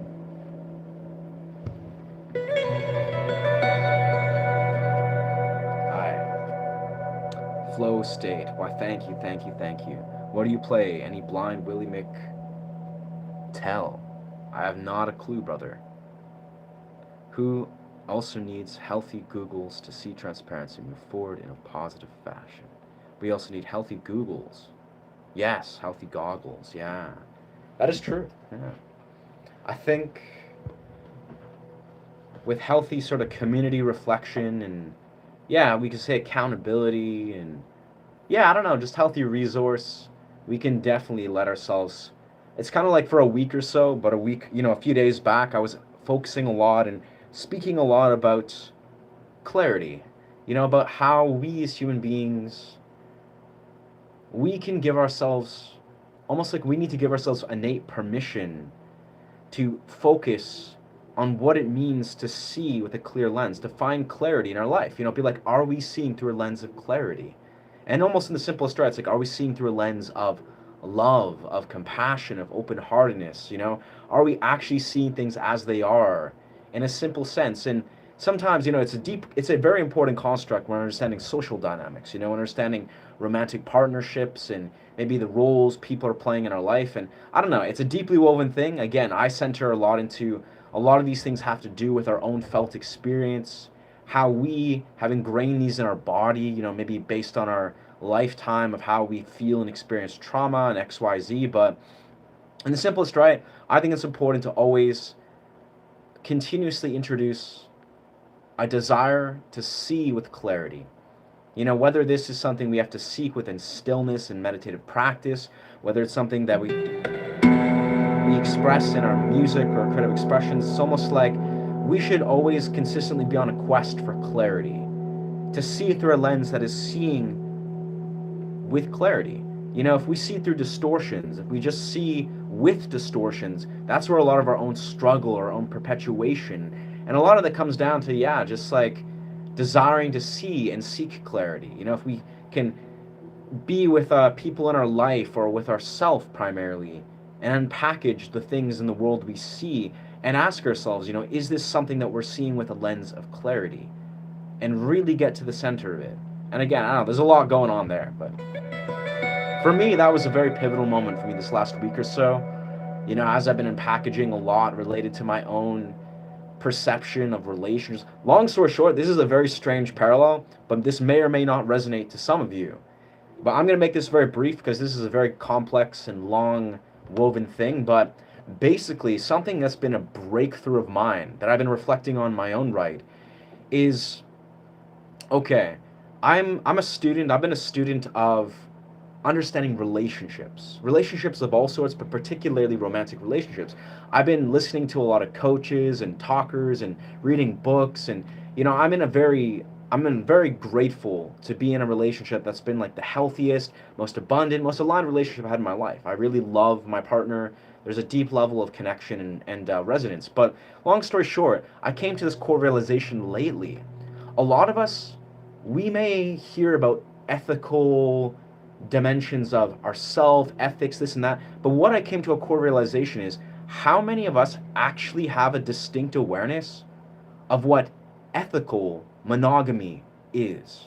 Like, this is a very multifaceted thing, but this is a really core realization that I found myself reflect on a lot. And I talked about this with myself for hours, like recording video style content, that basically I was like, do many of us even understand in this society what it actually looks like to engage in ethical monogamy? Like, if you just understand what that is, like many of us, if you're a student of non-monogamy, I practiced non-monogamy for periods of years and unpackaged it and studied it, and I've been reading a lot of books actually relating to non-monogamy, and you hear very often in terms of what is ethical non-monogamy. You hear that term a lot, ethical non-monogamy. There's books about it, there's specialists. It's a very deeply woven context. I deeply believe in monogamy and non-monogamy, But the idea is, what I came to realize is, do a lot of us even fundamentally understand, myself included, what is the actual embodiment of ethical monogamy? What does ethical monogamy look like? And even further, do a lot of us not realize how in society is perpetuating and basically reinforcing this model of unethical monogamy? This was like a breakthrough moment where I was like, looking at it, I'm like, a lot of us, if you practice non-monogamy ever, and you ever like, all right, I'm going to step into, fluid relationships or ethical non-monogamy, you study the construct of relationships and ethics of relationships very openly.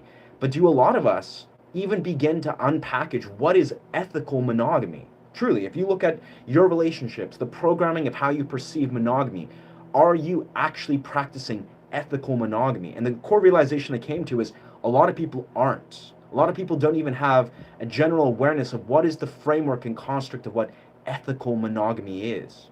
So I'll just throw that out there. It's a random thought, but for me, that was like a very breakthrough moment. I kind of reflected on the lot. I was like, like this is actually insane how important this is.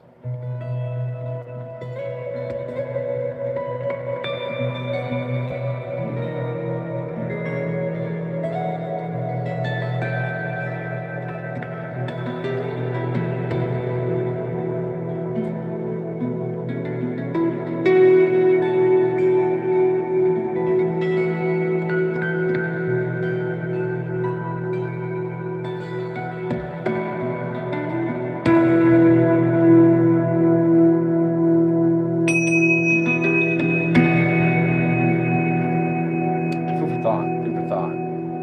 You won't get copyright, Thunderstruck. I'm sure I would, brother. If I did know how to play that song, I'm sure I could get demonetized. It's always a distinct possibility. I hate to break it to you, brother. Oh, thank you, Winston. Thank you, friend.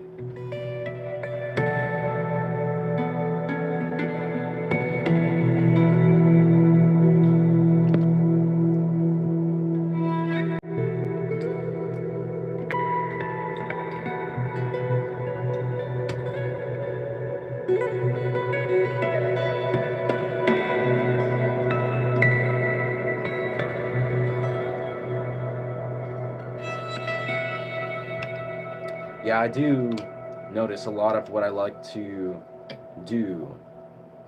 Yeah, brother. I don't know what to tell you, Merrick.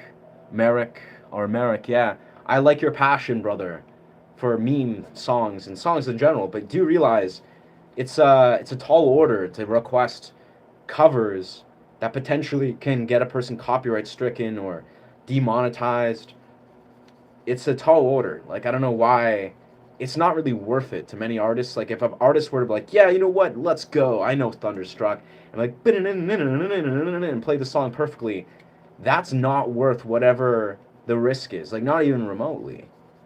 It kind of baffles me. It baffles me to this day why people are so fixated on hearing covers. I get it, like unique creative impressions of covers, that's another story. That's something I want to lean into.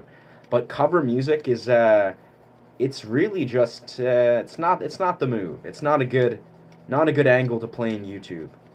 Truthfully, like it's a very high risk, low reward type of endeavor. And it's not that people can play covers, hell, cover artists, I'm sure, that are very talented, can rock out, and I'm sure they can get around the rules here and there. But it's almost like if you're normalizing rocking covers, very high risk, very low reward, like very low reward. Plus, creatively, it's kind of an arrow in the knee, so to speak. All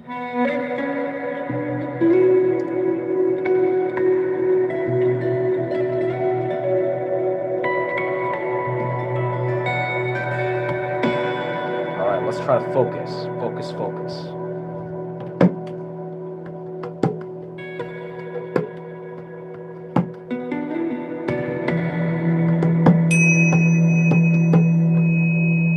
My bass is going crazy. I think I need to lower my bass a little bit here.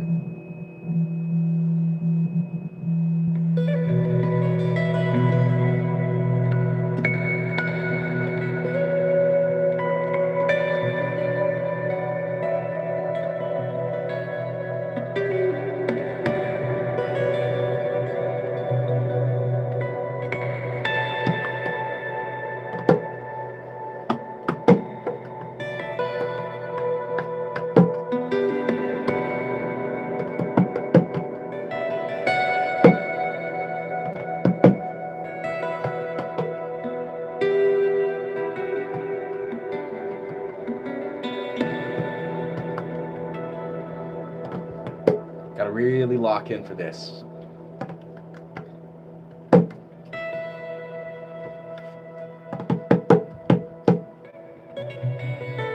Oh, wow. Well, thank you, brother. Honestly, that means a lot, bro. That means a lot. It really, like, to feel the support, AED. Wow. Thank you so much, Winston. You're a legend. It's funny, I mean, I go through phases where I sometimes feel like YouTube, the YouTube journey feels almost like, for lack of a better word, it's a thankless endeavor where, you know, as much as, I mean, I appreciate the humans and your sincerity of showing up, and that means a lot, brother. Like, let's toss a like on there. Thank you so much, brother. But it's like on the average day, the amount of hours that I'm like putting in and, you know, conceptualizing content, it's like I look at my larger scope and I'm like, it's like I just have this deep desire to be like, I really want to, you know, enter a realm of YouTube where, you know, some of my videos can hit a beautiful wave of momentum and I can, you know, be on a larger, what's the word? I can be on a larger platform basis where I can be received by the YouTube sphere in content, basically. It's almost like I have this little mental block where I'm like, man, I just really want to let my content be received on a larger construct. And ultimately, I'll be perfectly honest, in the larger construct, it's always, it's a win-win. It's a win-win to be in the place where I'm steadily building my audience, steadily, you know, refining my content. Truthfully, in the greater construct, like if I were to look back at myself like a year from now when I see myself in a specific phase, all these efforts are never in vain. Like, really, they aren't. It's just like the process of building myself and making the highest quality content possible. But in the moment, it's interesting how the ego, you know, the ego has certain ways that it tries to like associate, you know, what it desires to do and how it desires to engage in its efforts. And yeah, but it's nice, no matter, it's nice to hear people. Thank you, brother. No, that's fair. Honestly, brother, that means a lot. Like, your offer is perfectly.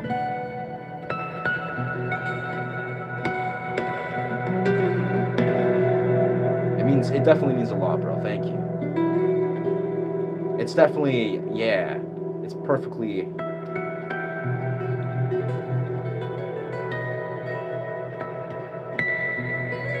I think it's interesting where I've been at lately is my mind is kind of like continuously in this place where I'm like, how can I personally continue to tap into how I can be creating content that is really resonating with my viewers. And weirdly enough, the funny thing is, the paradox is, when I do these lives and I create music and I just have fun with it and connect with my viewers and meet people, that almost inherently is usually almost always awakening the next direction of how I can really just offer a high quality content experience and just make good music and put myself out there. But it's funny, in like the, what's the word, the tunnel vision that I may experience sometimes, I look at it, I'm like, how can I continuously, like, how can I see the next phase or see the next breakthrough moments of how I can create content that really connects with my viewers.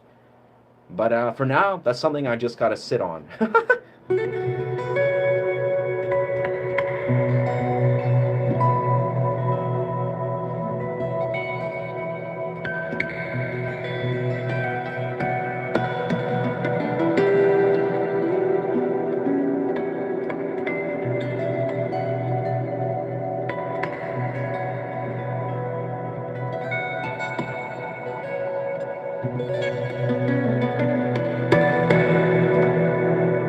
Thank you so much, brother. It is enough. Trust, like, absolutely. It's just extraordinary. It's more than enough.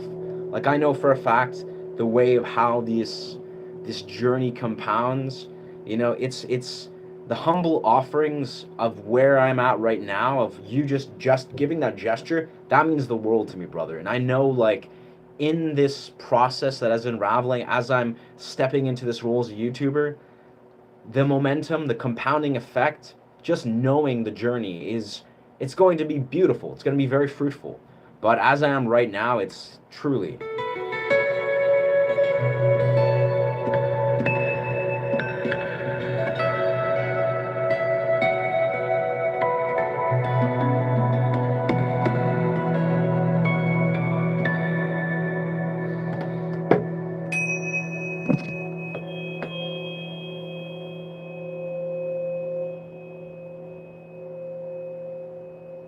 All I can say though is, as of late, I've been kind of speaking about this a little bit, and that's kind of part of why I went to the night market yesterday. Is I feel like a huge part of my next phase of my journey is literally just going to be immersing myself once again into the busking world. You know, just actively going out and basically doing these streams, but in like parks and markets, and literally doing the exact same thing, but just rocking out and feeling this connection and experience of the humans in the real world. Because this whole channel basically was birthed from me busking. Like I started a busking act like a year and a half ago, and I just started that journey full fledged, and it really unraveled into me now being like, you know what, I want to do this same sort of act but on YouTube and grow a channel around teaching and this and that, and it all was birthed from that. So I think in full circle moments, I'm hoping to soon bridge that gap where I can just go out and confidently busk in random spots. Even just doesn't even matter how, you know, doesn't have to be in front of a lot of people. It could be just in little chill parks and transit spots. Basically, it's having as much fun with it and putting myself in the universe to be received. I think that's going to put a lot of things in perspective. And also, I think that would make pretty good content. Like people, I think myself, I know if I were to see a guy just chilling, doing that, like facing his discomfort, but like making it so casual, to me, that would be like dope as fuck. So that's going to happen in the near future. I might not like it, but you should do covers. I mean, brother, I've done covers for like the first 5, 6, 7 years of my musical path. Like I know how to do covers.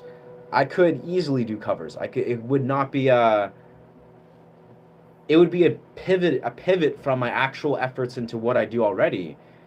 There may come a time where I would benefit if I'm like performing open mics and doing live band dynamics, and I'm in that phase where learning covers would be very complimentary.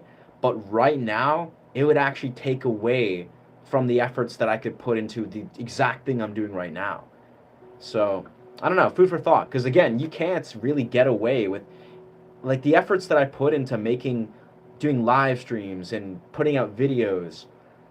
If I were to put that into stuff that's copyright material, that is covers, it basically is, I don't know, I haven't figured out, I'd say, the way to successfully balance putting out covers and not getting monetized. I'm sure there's a way. Like, you're probably right to some degree. There has to be a balance point. There has to be a way that other YouTubers and creators are finding the perfect balance to put out cover songs or interpretations of covers and not get demonetized, not get copyrighted or shadow banned. There's got to be a way. I haven't figured it out yet. I'm pretty new to exploring this, but when I figure it out, you know, I'll bridge those gaps.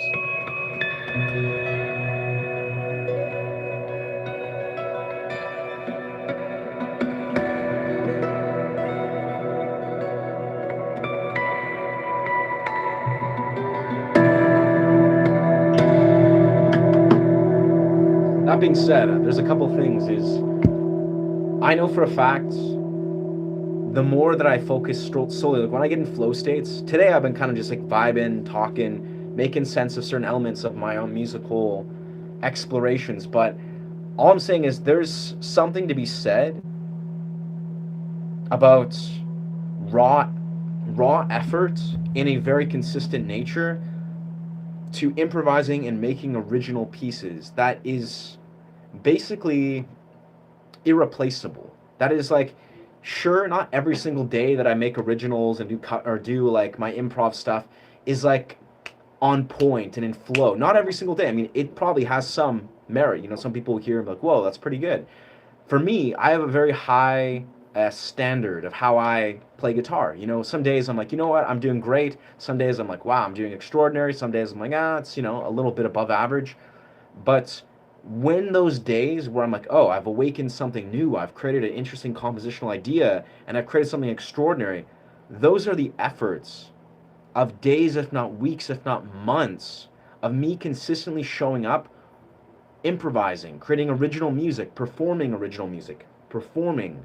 these improvised compositions. Like, that's the idea, is the way that when I hit these peaks with my own creative improv, that is literally the betterment of me fully being committed to not investing in things like cover music. Basically, focusing on original creations of music, it's a lot it's a lot more arduous of a endeavor. It takes time, it takes consistency. But it's almost like the percentage of what it looks like when you unlock something new that is your own original creation, it's worth it. And it's the product of countless hours of choosing to take that original path, like to carve that creative path. If you're a person that's like, yeah, but I'll, create music every few days, but I'll spend 3 days, hours a day making covers because they get lots of likes and people praise me for that, you would 1000%. You look at those musicians and they are not even remotely achieving the same thing that musicians that choose to put all of their efforts into original compositions. Just food for thought. Food for thought. But again, all that being said, my own limited beliefs aside, because these are limiting beliefs. Let's be real here. I'm learning to bridge those worlds. Like even the recent thing I released, yesterday I believe it was, or no, it was 2 days ago. I did a improvised piece where I was doing some fingerstyle stuff, and I was like, this is what my interpretation of Attack on Titan, some Attack on Titan themes are. And I created this very interesting original improvised piece that was in the key of a song that I know on Attack on Titan. It's one of my favorite songs that's stuck in my head all the time.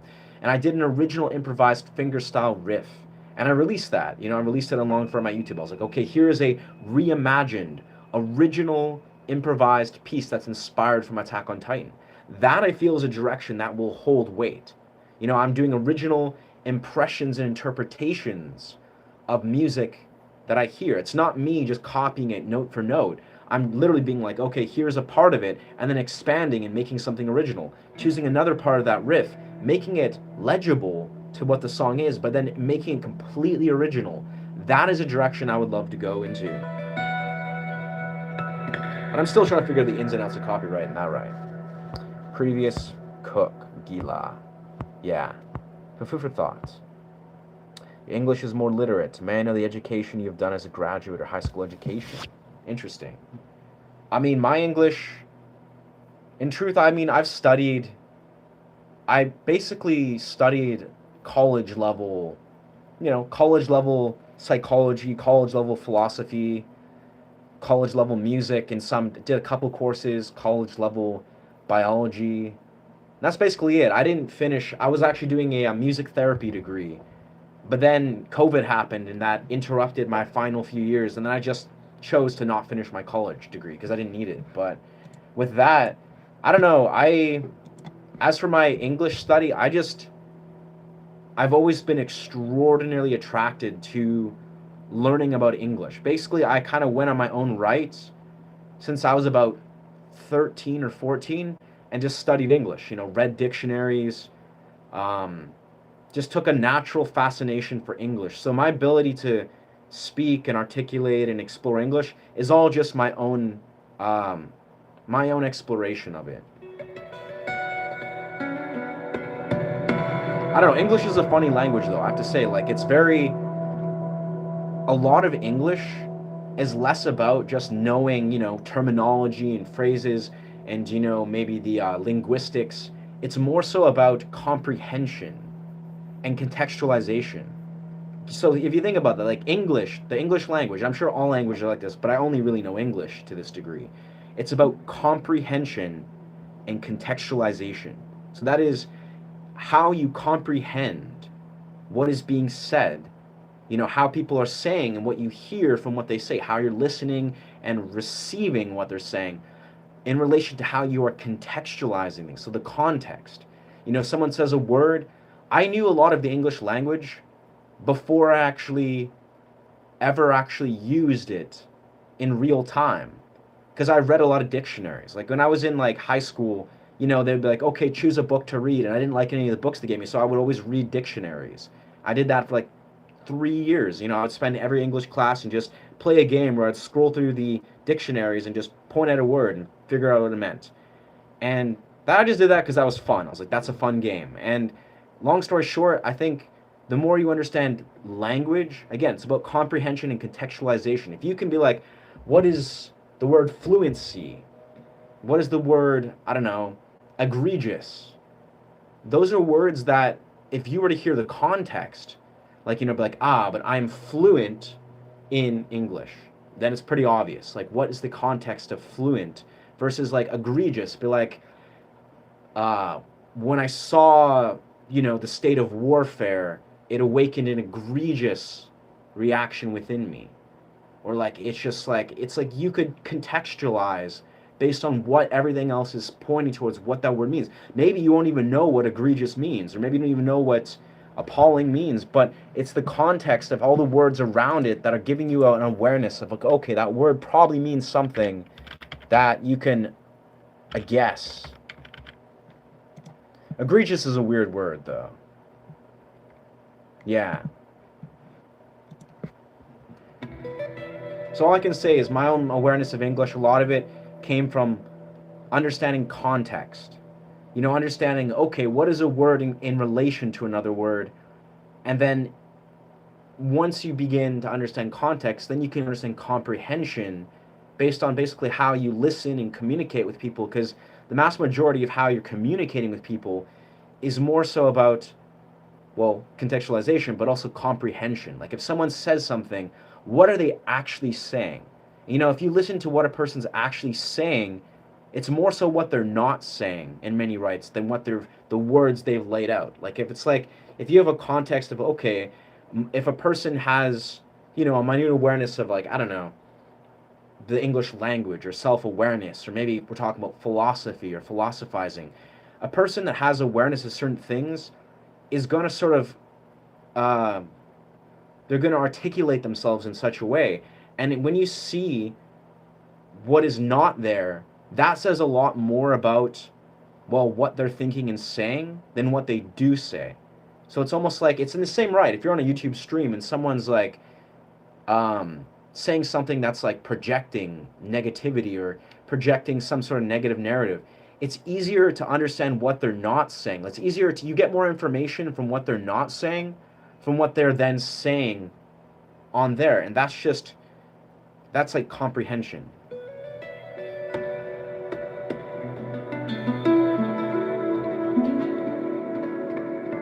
I don't know. That's a lot of words, but I don't know. Please show my hair. I need to get a haircut, brother. Oh, thank you, Lunar. Thank you, Lunar Maggie. I don't know. I've been feeling like I'm a little bit all over the map today. I'm just kind of saying whatever comes to mind, but yeah. I appreciate you guys being here. I've loved what's flowing through. I feel grateful for this.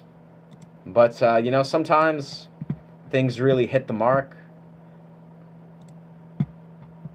But that's kind of weirdly enough, I appreciate you receiving me, and you guys all receiving me, because this is kind of part of the point of how I desire to be, how I do this YouTube thing. Is it's not as much important of what you are doing. Like, it's good to play music and talk and, communicate this, that, the other. But I think what people respond to more so is how you show up. And for me, basically what I'm kind of trying to say is it's a win-win in many rights if you show up authentically. It doesn't matter if you're perfect. It doesn't matter if I'm like blah, blah, blah and explaining myself so eloquently, or if I'm playing every note perfect versus if I'm making mistakes. I'm like, you know what? This is not flowing as I would like it to. It's the simple fact of showing up imperfectly that in itself is often very valuable. It holds value.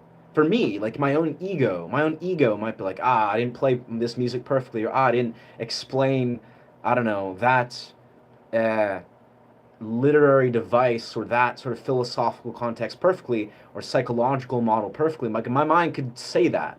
It could justify that. The ego would be like, I don't like the way I said that, in some sense where it wasn't perfectly articulated. But guess what?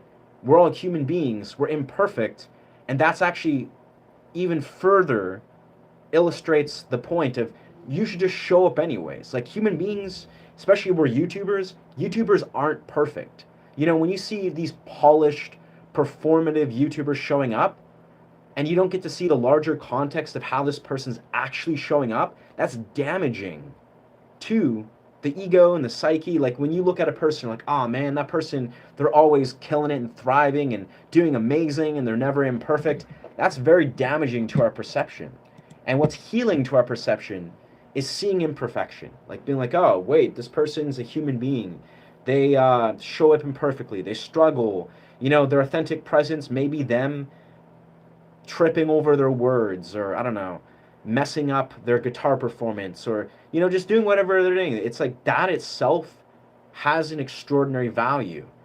And yeah, so that's kind of what I like to basically what I'm saying is it's authentic presence. It's like authenticity is not about being perfect. It's not about being like, okay, every note is extraordinarily perfect. It's like if you can give yourself permission to show up even when you don't really feel fully, you're like, you know what, I'm not showing up as the perfect version of myself.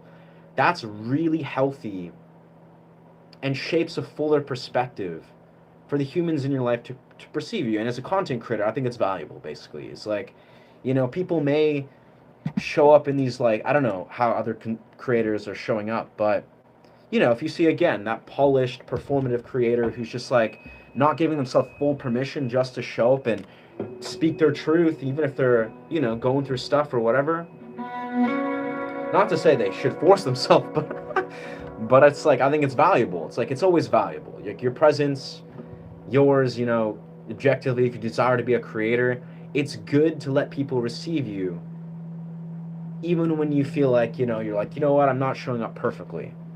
And it's an important lesson, I think. But anyways, Dennis, he's full bald. Now, which hair are you talking about? I'm definitely not full bald, brother. Yeah.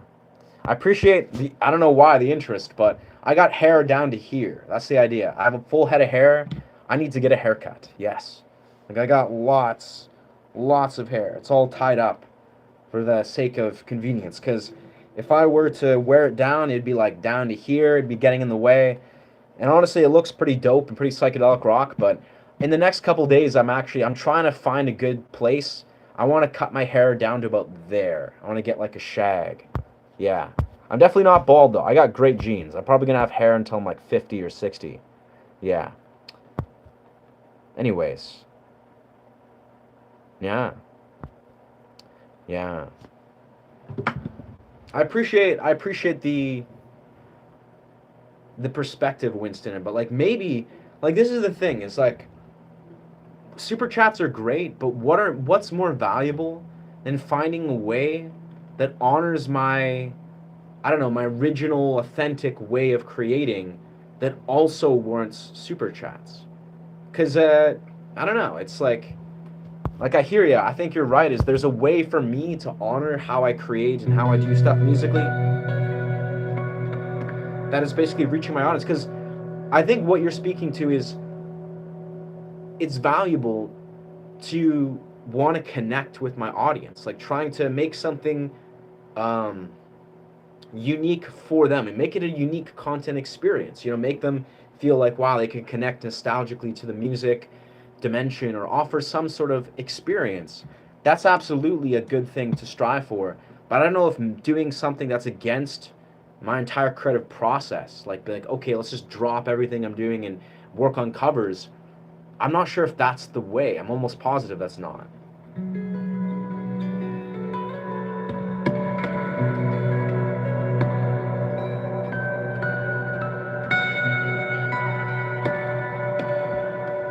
Anyway, c'est la vie, c'est la vie.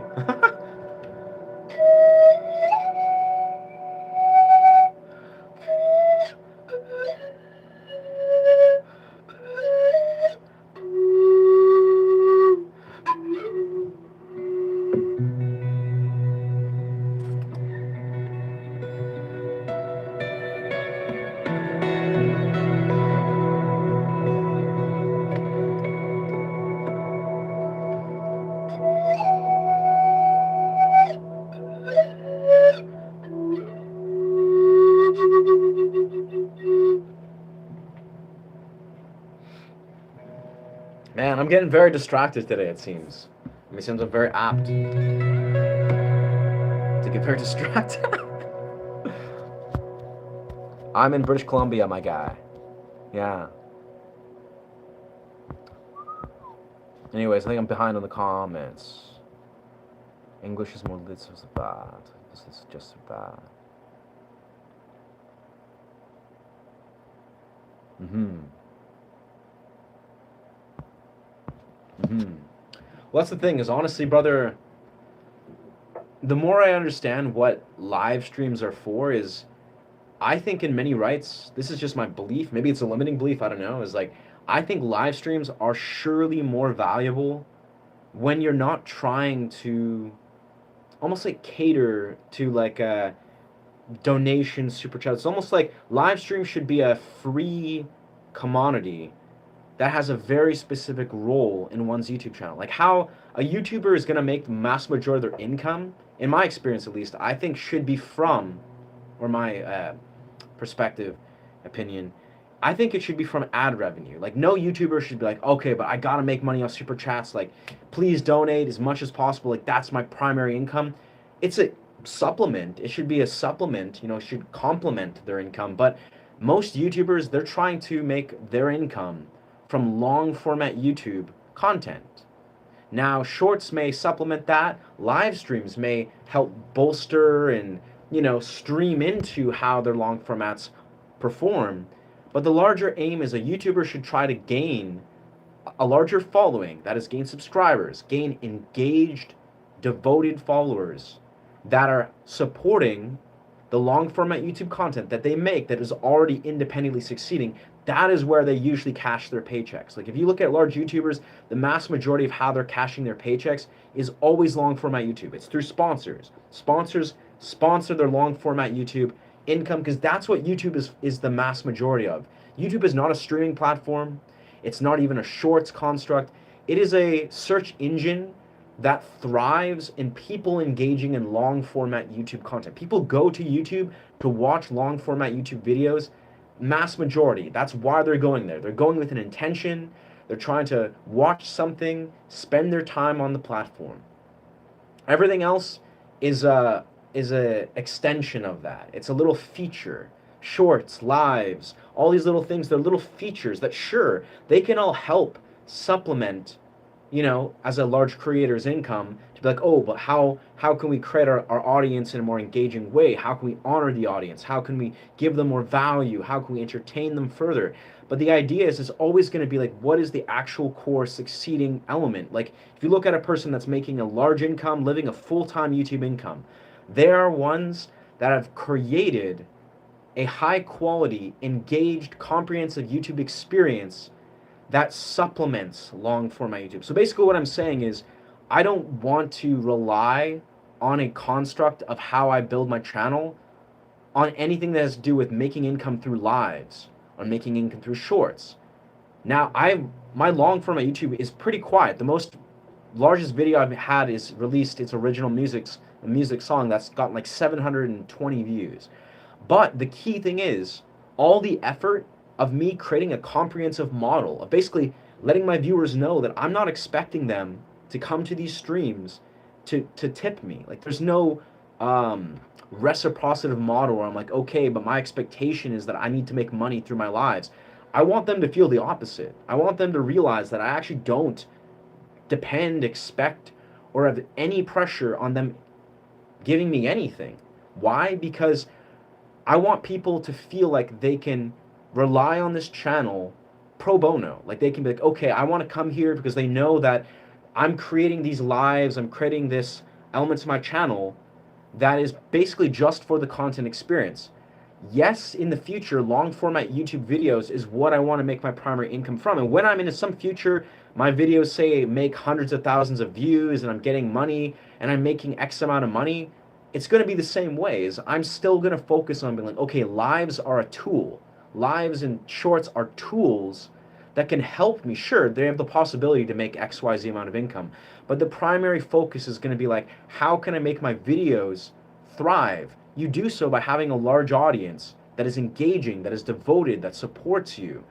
And that's the kind of model that's really important to see. It's like, and this is kind of what gives me hope and perspective is I do these streams where I'm grateful to receive, you know, thousands of views and I build my fan base, I get subscribers. That's amazing.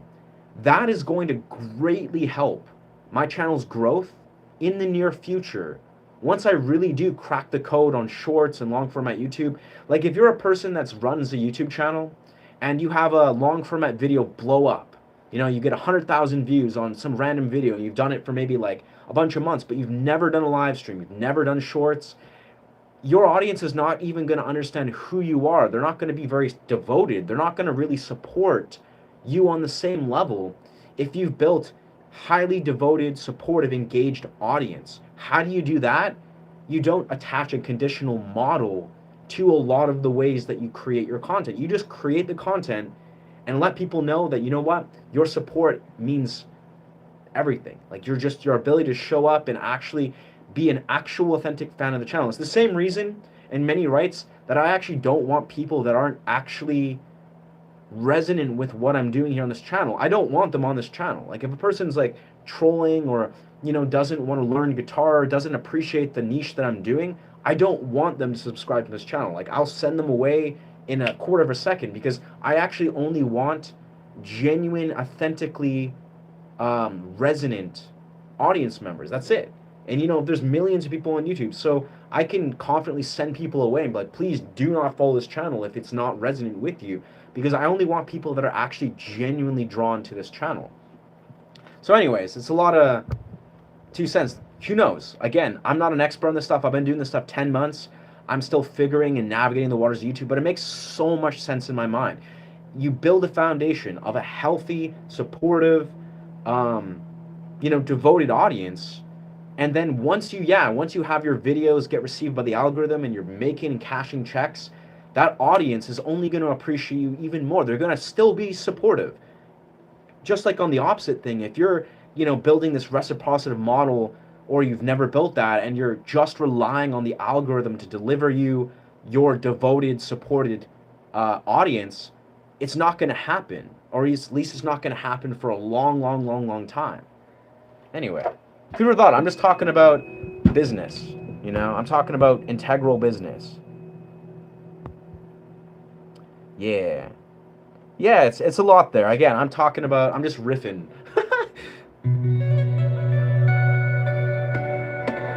All I can say is I'm just riffing. If any of that makes sense, those words are mainly for people that may be on the similar path. Like that's the whole reason I'm talking about these kind of dynamics of like, oh, what's going on beneath the scenes in my mind of maybe why I'm growing certain elements. This is how I perceive it. And again, I'm new, I'm figuring these things out as I go. But if you're a new content creator, like you're a YouTuber, it's like, man, I really want to grow a channel, or I haven't even breached 1,000, or maybe you've breached 1,000, but you're stuck, you got mental blocks.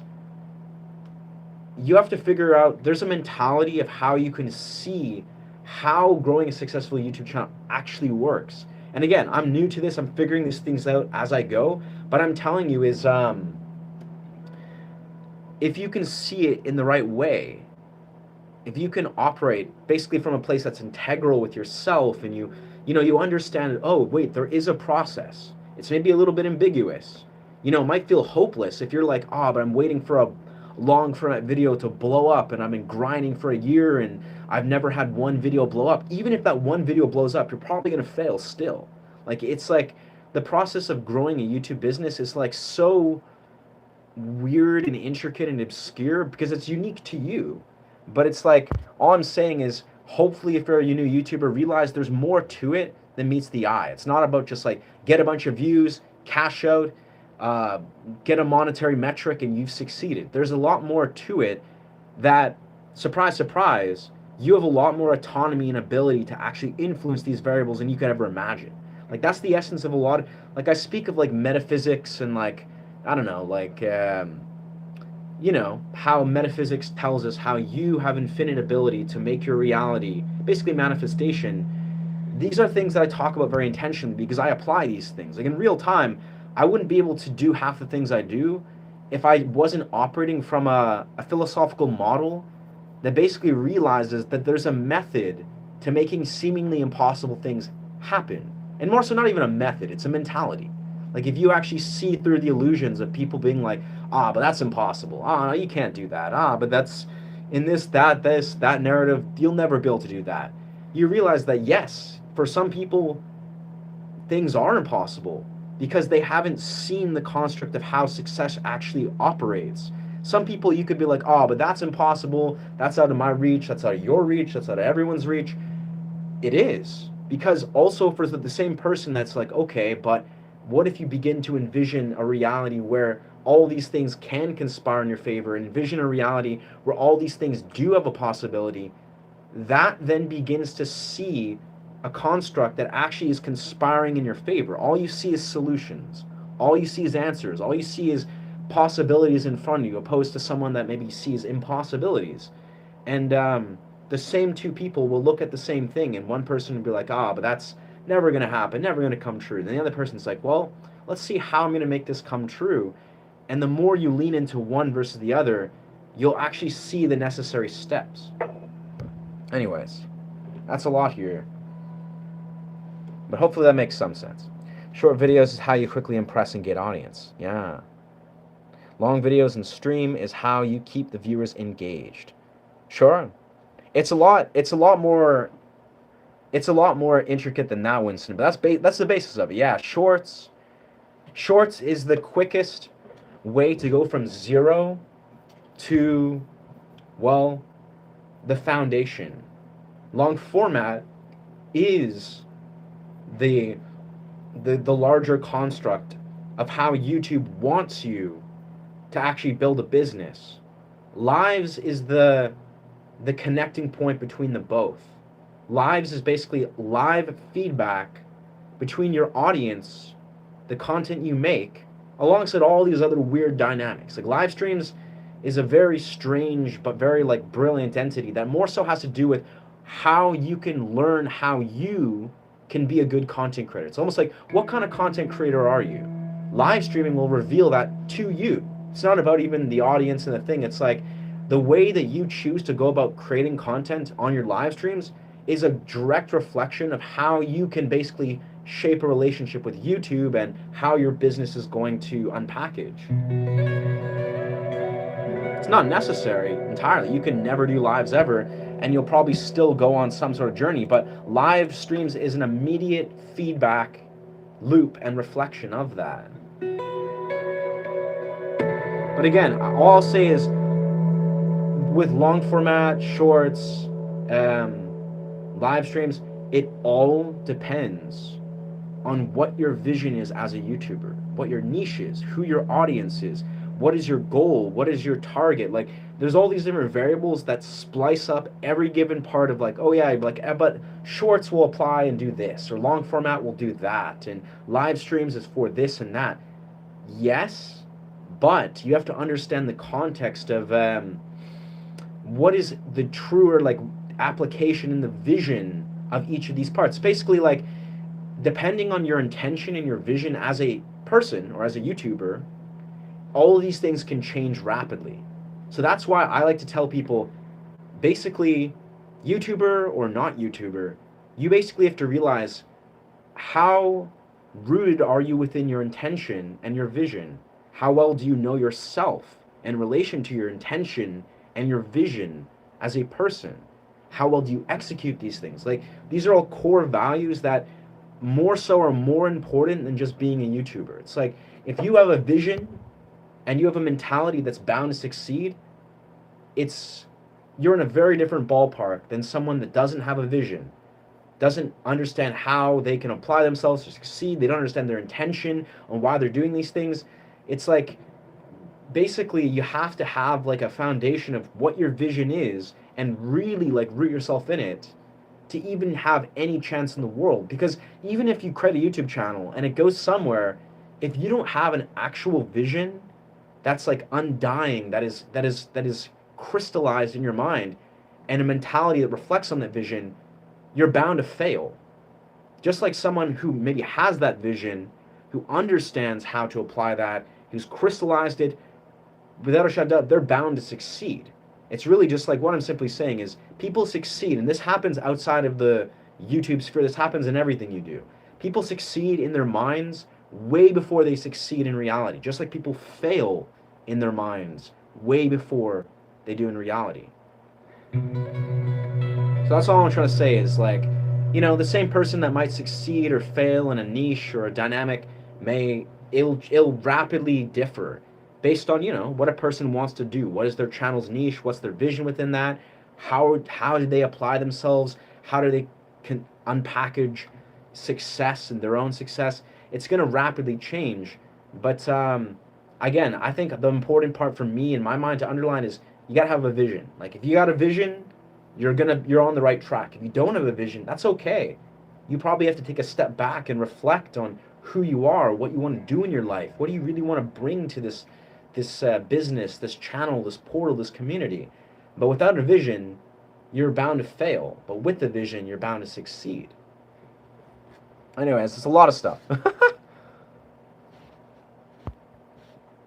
It's a lot of words. But we'll get back to the nonverbal.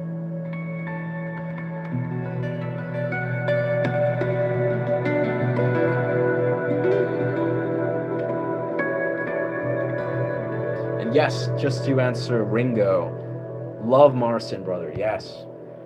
I'd say my style of playing is very influenced from Stas Ton, Andy McKee, Alexander Misko, and recently, yeah, I really appreciate Marcin. He is one of my favorite guitarists.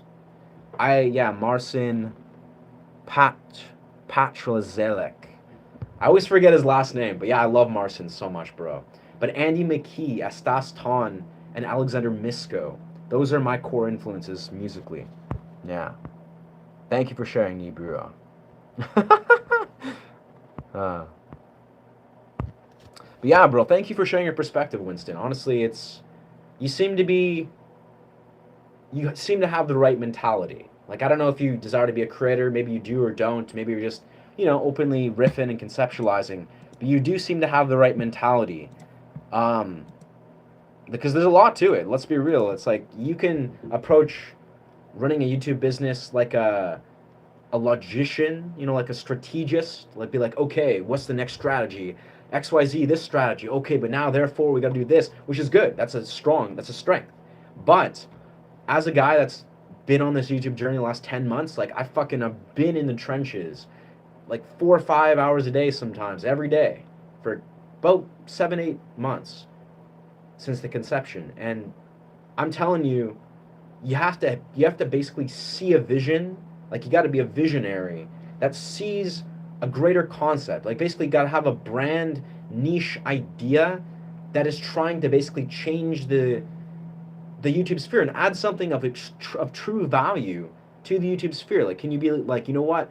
I know that this is something that the YouTube sphere could benefit from. Now, you don't have to do what I'm doing. You don't have to be like, oh, let's create a, I don't know, creative platform / I don't know. I do a lot of things in my channel, but it's for me, it's flowed like water. Like the way this channel's been birthed has literally flowed like it's like been almost like a overwhelming epiphany upon epiphanies. That's literally been so clear that now I'm just in the action stage. Like this has been a part of my life that I've been birthing and cultivating for years. I've been like, you know what? I'm meant to be a creator.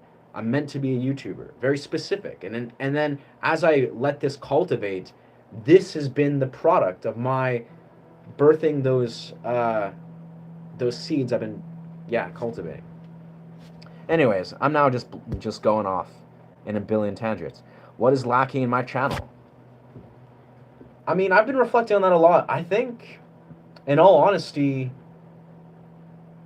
not a whole lot is lacking. Like, this is the thing, because this is kind of what full circle solidifies what I'm trying to underline, is you have to understand that when you accomplish difficult things, like if you really, this is a poetic, psychological sort of approach. When you accomplish difficult things, it will be most challenging or most maybe even obscure just before you make massive breakthroughs. This is always how it works. And I'm saying even from every metric of how I've seen success, or like, oh, I never expected that I would 10x my views on my stream, or I never expected that I would make momentum on shorts or make momentum in subscribers. Almost every time before I made massive breakthroughs, it was like in the most challenging, seemingly docile phase. It's like I would be like, okay, I'm just doing this it feels like maybe I'm not making progress, or it feels like I'm like, when will the progress happen? Am I making progress? It's like, it's very easy for us as creators or as creatives to see in tunnel vision. You know, we become desensitized to some degree to our own success or our own successions. But what I'm saying is, I think I'm exactly where I need to be. Like, in all truth, the more I unpackage this in a very healthy way, I think I'm right on track. I can't pretend to understand the larger construct of where I'm going or how it's going, because I've never done this before. This is the first time I've ever run a YouTube channel. It's the first time I've ever gone on this quest. But the idea is, if I really look at it in a broad, healthy perspective, I am exactly where I need to be. Like, the way my lives and my shorts are growing in such a way, I'm growing specific domains of what it means to be a creator, I'm developing my content. Basically, there is a very powerful silver lining in every given way that I'm growing. And this is kind of what I'm saying about having mentality succeed is, if your brain literally sees nothing but win-win scenarios and how you navigate your endeavors. Like, think about it like this. Like, if I'll be very clear cut, as I kind of underlined, if I am doing lives, I'm succeeding at lives, I'm making no money, making very little money, but I'm making really high quality content that I'm proud of. Every day I'm showing up and being the best creator I can be. I'm hitting new strides musically. I'm hitting new strides in metrics in ways that's not monetarily um, quantifiable. And then one day, it could be in a week, could be in a month, could be in a year, I have a video or multiple videos explode. Like, they're like, okay, I get a video that gets traction. And suddenly the YouTube algorithm is like, okay, well, we've registered your channel. Now, a multitude of your videos receives traction. Who knows? Maybe my subscribers will 10x, 100x. Who knows how it works? I don't even know. That will beautifully complement all of the effort and time and energy that I've already put into the elements that have not monetarily translated. It's the same way if you're a musician. Say, as a musician, I write music every day, multiple hours a day. I've been playing guitar for 16, 17 years. Very rarely do I sit there and have people validate and praise me, or I don't, I'm not in the phase where I'm going and touring and going on stages, which, has its own merit and value. But basically, there's something extraordinarily valuable to metrics that are intangible.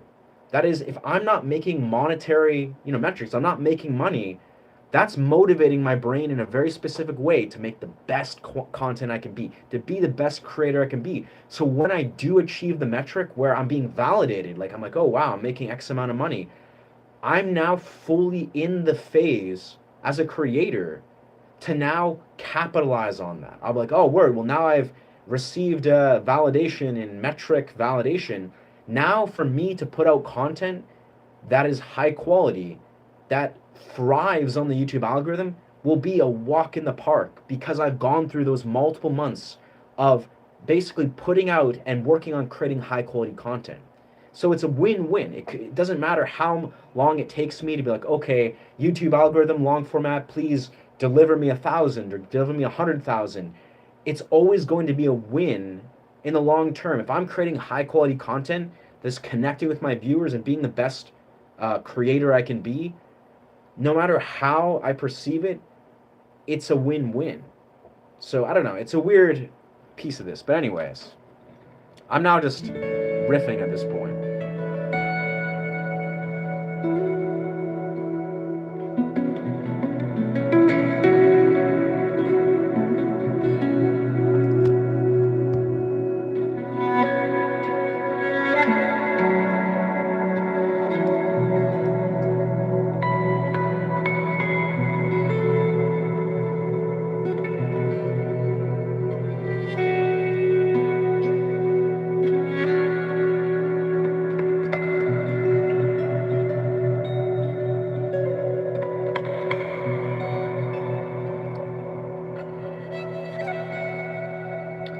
I'm gonna need my rosin for that. Excuse me. But anyway, I think to answer your question, in a simple regard, I think my next accomplishment would be, who knows, steadily get more views on certain long format videos. Like, already, like a couple weeks back, I got like 10x views on my long format video. I went from like getting 100, 200 views to getting a video that got over 700. It got like 720. That's progress. If my next long format video could blow up to 1,000 or 2,000 views, that's progress. Who knows, in a couple weeks, if another video goes from 1,000 to 2,000 to 5,000 to 10,000, that's massive progress. And in relation to what I've already established, there's no rush. You know, it's a win-win. If I found YouTube long format progress or success in a week or a month, it actually makes no difference to me. I'm going to do the same thing I'm doing, just creating high quality content. So whenever it happens, I'll be ready to meet it, you know, with my fullest attention, and I'll capitalize on it. So yeah, I think in my mind, my strategy, if I'm being super transparent, I don't know, create some dope shorts. Maybe one short will go nuclear, who knows? Maybe a long format video will slowly, progressively gain traction. It actually doesn't even matter to me at this point. Like in my mind, I've already achieving what I've achieved in 10 months. I'm not making massive amounts of money. I'm making little amounts of money. You know, I'm making like 100 or something, or a couple of hundred a month at most, mainly from donations. But I already see the going from 0 to here in 10 months, massive win. In my mind, I mean, I put in tons of effort, but in my mind, that already, like, younger me, before I started this channel, I had zero confidence. I mean, I had zero tangible reason to believe that I would ever be at this place in 10 months. Like, truthfully, I had never run a YouTube channel before. No, most people I spoke to would doubt completely. Like, they're like, there's no way you're gonna grow a YouTube channel. Like, not even saying it. It's like most people, when they start a YouTube channel, it takes a long time to, I don't know, just get anywhere. And it's not that, you know, maybe they will, maybe they won't. But again, it all comes full circle. You succeed in your mind way before you succeed in any given metric. And for me, even when I had 0 subscribers, when I had 10, 20 subscribers, I was confident. I was adamant. I'm like, all right, I'm going to find the way. Going to find a way. I believe in myself. Going to apply myself. 20 subscribers, beautiful. 50 subscribers, okay, I'm going to find a way. And I'm still way far from exactly where I want to be. But who knows? Who knows where I'll be in 6 months? Who knows where I'm going to be in a year? Like, I'm all in. Like, my mind half the time is seeing the long-term vision. Like, I want to travel the world, you know, managing a full-time YouTube channel, just doing all the classic YouTube things. Like, you see YouTubers traveling the world and doing podcasts and interviewing and blah, blah, blah. Like, I honestly just want to do the YouTube experience. I want to do it all. Like, my mind has visions of doing all those things. So, I don't know, I gotta be present with where I'm at right now, but I'm really ecstatic to do that, you know, and I'm pretty confident I can do it. It would not be the most challenging thing I've done in my life. But again, how I'm gonna get there, it's a complex puzzle. It's a really weird, complex puzzle. Age of Mythology, flavor, cats. That's beautiful, brother. I love Age of Mythology, I must say. So that's pretty dope. Age of Mythology.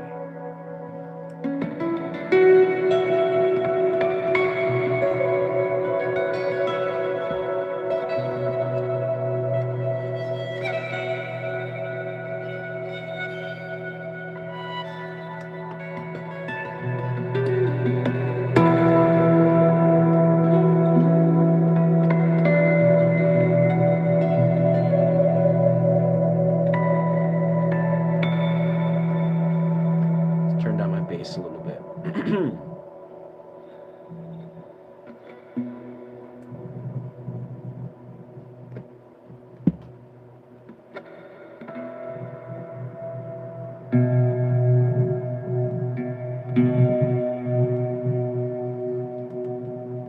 I really need to get a speaker. I've been saying this for months, but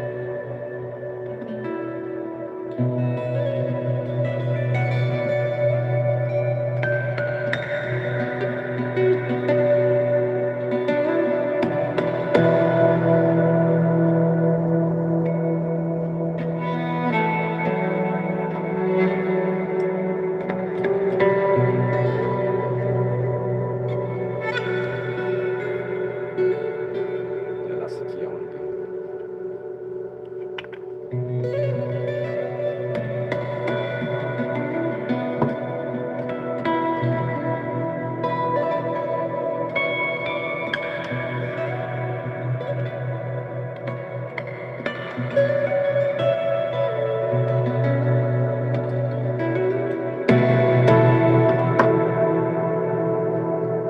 got a lock.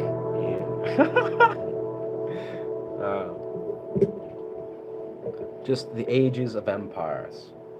Yes. Yeah, I know that game. Those are great games, bro. I actually played Age of Mythology a ton. I don't know why. I was very obsessed with taking like Titans. Like I played Age of Mythology. What's it called? Whatever it's called, the Titan one. Probably get some water. But I played Age of Titans, or what is it? But basically, I would always take the Titans, and I just was obsessed with sending Titans to the villages and crushing the things and having the Titans attack each other. Makes sense why I'm so into Attack on Titan. But yeah, it's a good game. If they're launching the next game, I wish you should approach them with making some projects matching their gaming. That's an interesting thought. Well, I mean, I do know in the future, like future, once I've like released, some albums and I don't know, start to tour the world or do some worldwide stuff, like I've established myself a little more musically, which probably will happen the next like 3, 4, 5 years. I do want to start doing video game and movie scores. Like I want to start to like try to approach video game and movie score um, things, like try to, I don't know, create them and make them for scores. But that's like I'm still young, I'm still figuring out, but that's like a thing I'm very attracted to. Is I would love to make video game and movie scores.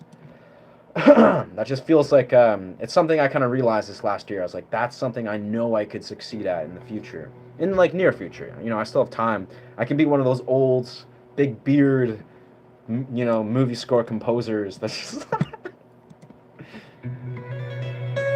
I really look up to Hans Zimmerman. Or Hans Zimmerman, easily one of my favorite composers. Who knows? Yeah, who knows? 1 second, I'm gonna get water. Very parched. Testing. I think once I do that, I'm gonna probably focus, try to do something, hopefully. I've been kind of trying to zero in on that.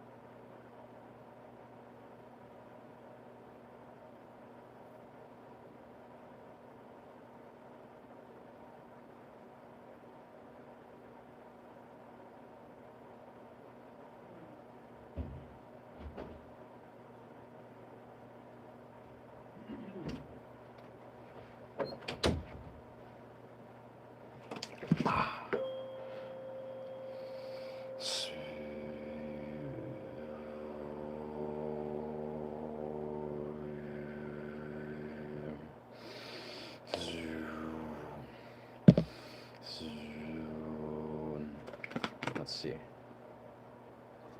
I've been really trying to get into Tibetan throat singing. Pretty comprehensive stuff. Not an easy thing to get into, though, I found. You gotta have like a...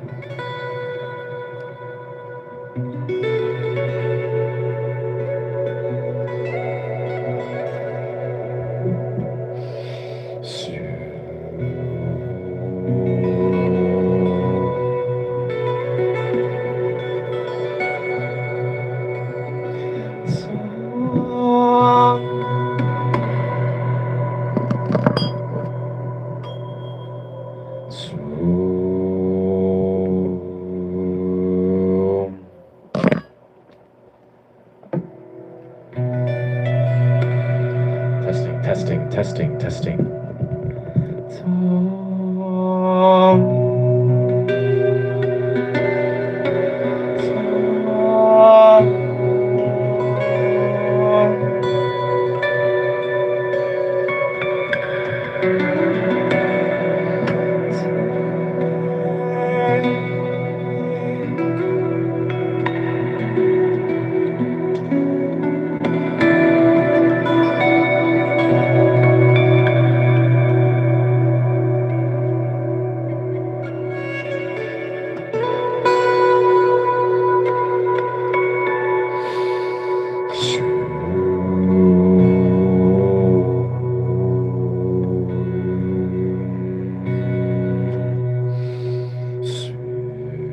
I gotta make it so my my spine is straight. My spine is straight, but I can hit the mic. That's the part that I'm lacking.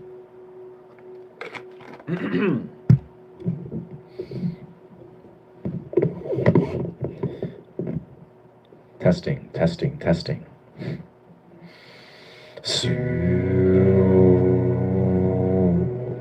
Yeah, maybe just...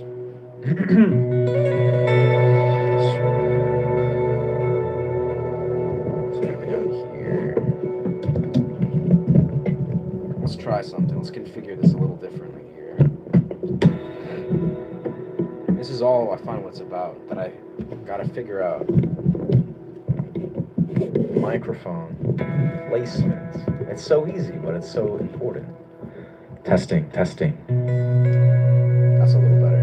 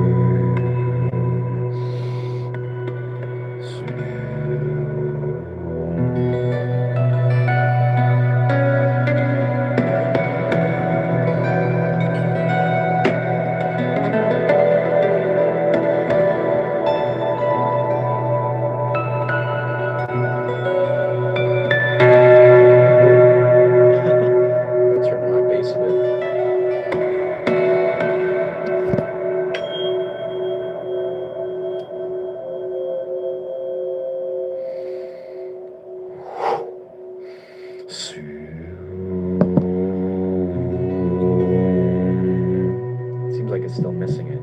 Just missing the mark ever so slightly. Testing.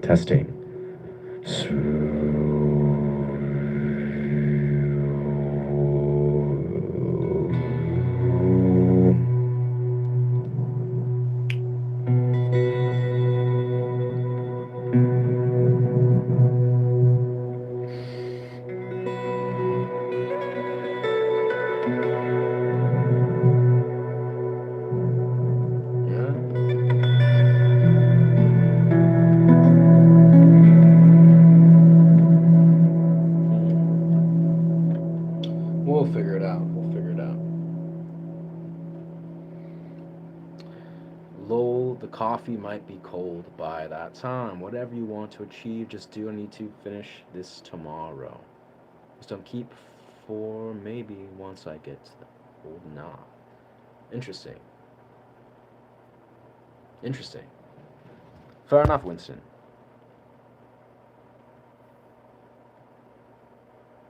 Very nice. The recent game they launched.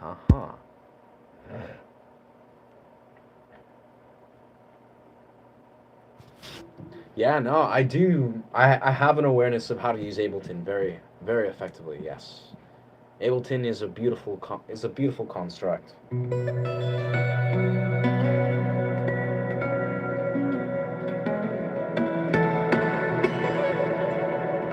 There's a lot to be said though about hiring professional sound engineers and going in professional studios, and that is devoting the space and time to go into these.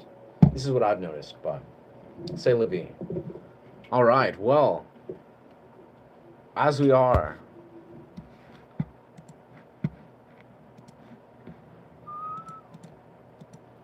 I think we're gonna officially put a close to this stream. As we are, I want to go ahead and organize myself, work on sort of the Wim Hof breathwork dimension video, and do a cold plunge because I think I would love to go for a run in cold plunge. Yeah. See if I can sort of figure out these ins and outs of this vocal plugin setup.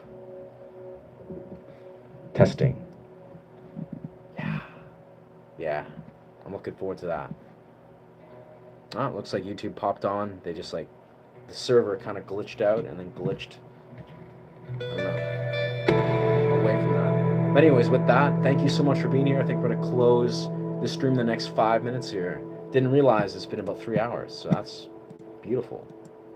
Deeply appreciate the support. Really appreciate you guys chiming in. And yeah, I know today I honestly found myself very drawn to sort of underline some in and outs of things, you know, that have been flowing through related to growing this channel, the direction this channel has been unraveling. So yeah, appreciate you guys holding space. Appreciate you guys being here. For those that are new, really appreciate you guys and the support. I'm happy to have you here. Yeah. I feel like my voice at some point it's got a bit strained. Maybe I just need to drink some warmer water.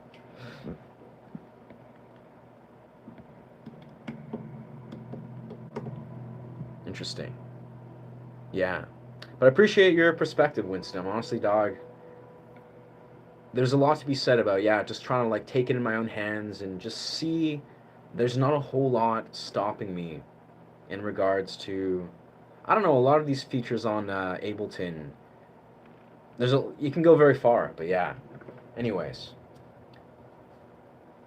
And thank you, OPT. Good to have you here, brother. Manish Laman. I don't know, brother. I don't know what to tell you. That's not a function of this channel. But I wish you the best with what you're doing here, brother.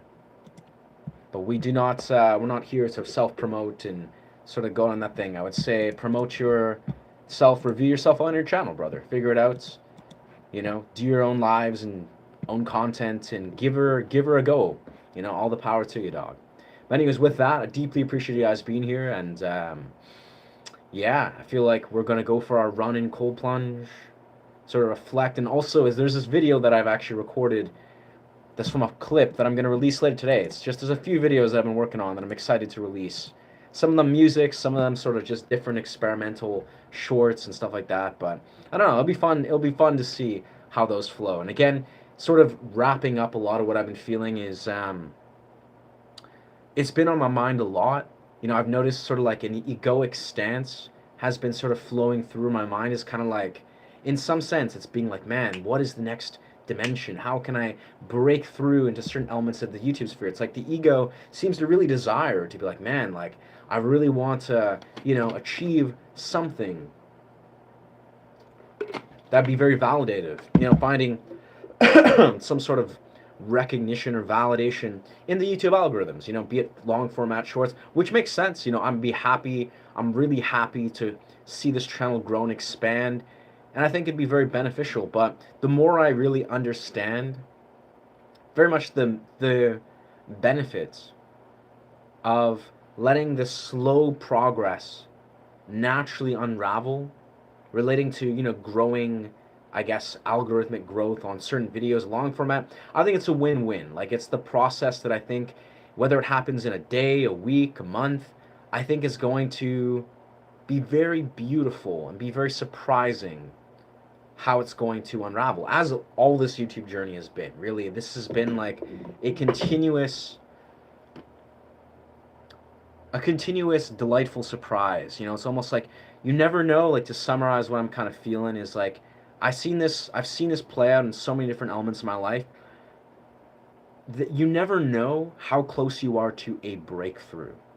You never know how close you are to seeing your efforts come to full fruition, to see your efforts blossom into something beautiful. You could be going through a very arduous grind or really applying yourself and, really feeling like, but when will these efforts translate? Often these efforts, you never know how close you are to this breakthrough, to this next phase of your new evolution of self and your phase, your evolution of what it is you are on, your endeavor you're on. So just keep working hard, friends. Keep applying yourself, keep showing up, stay humble, allow yourself to sit with a healthy perspective that is, eager, enthusiastic, but humble, and, keeping things in perspective. Anyways,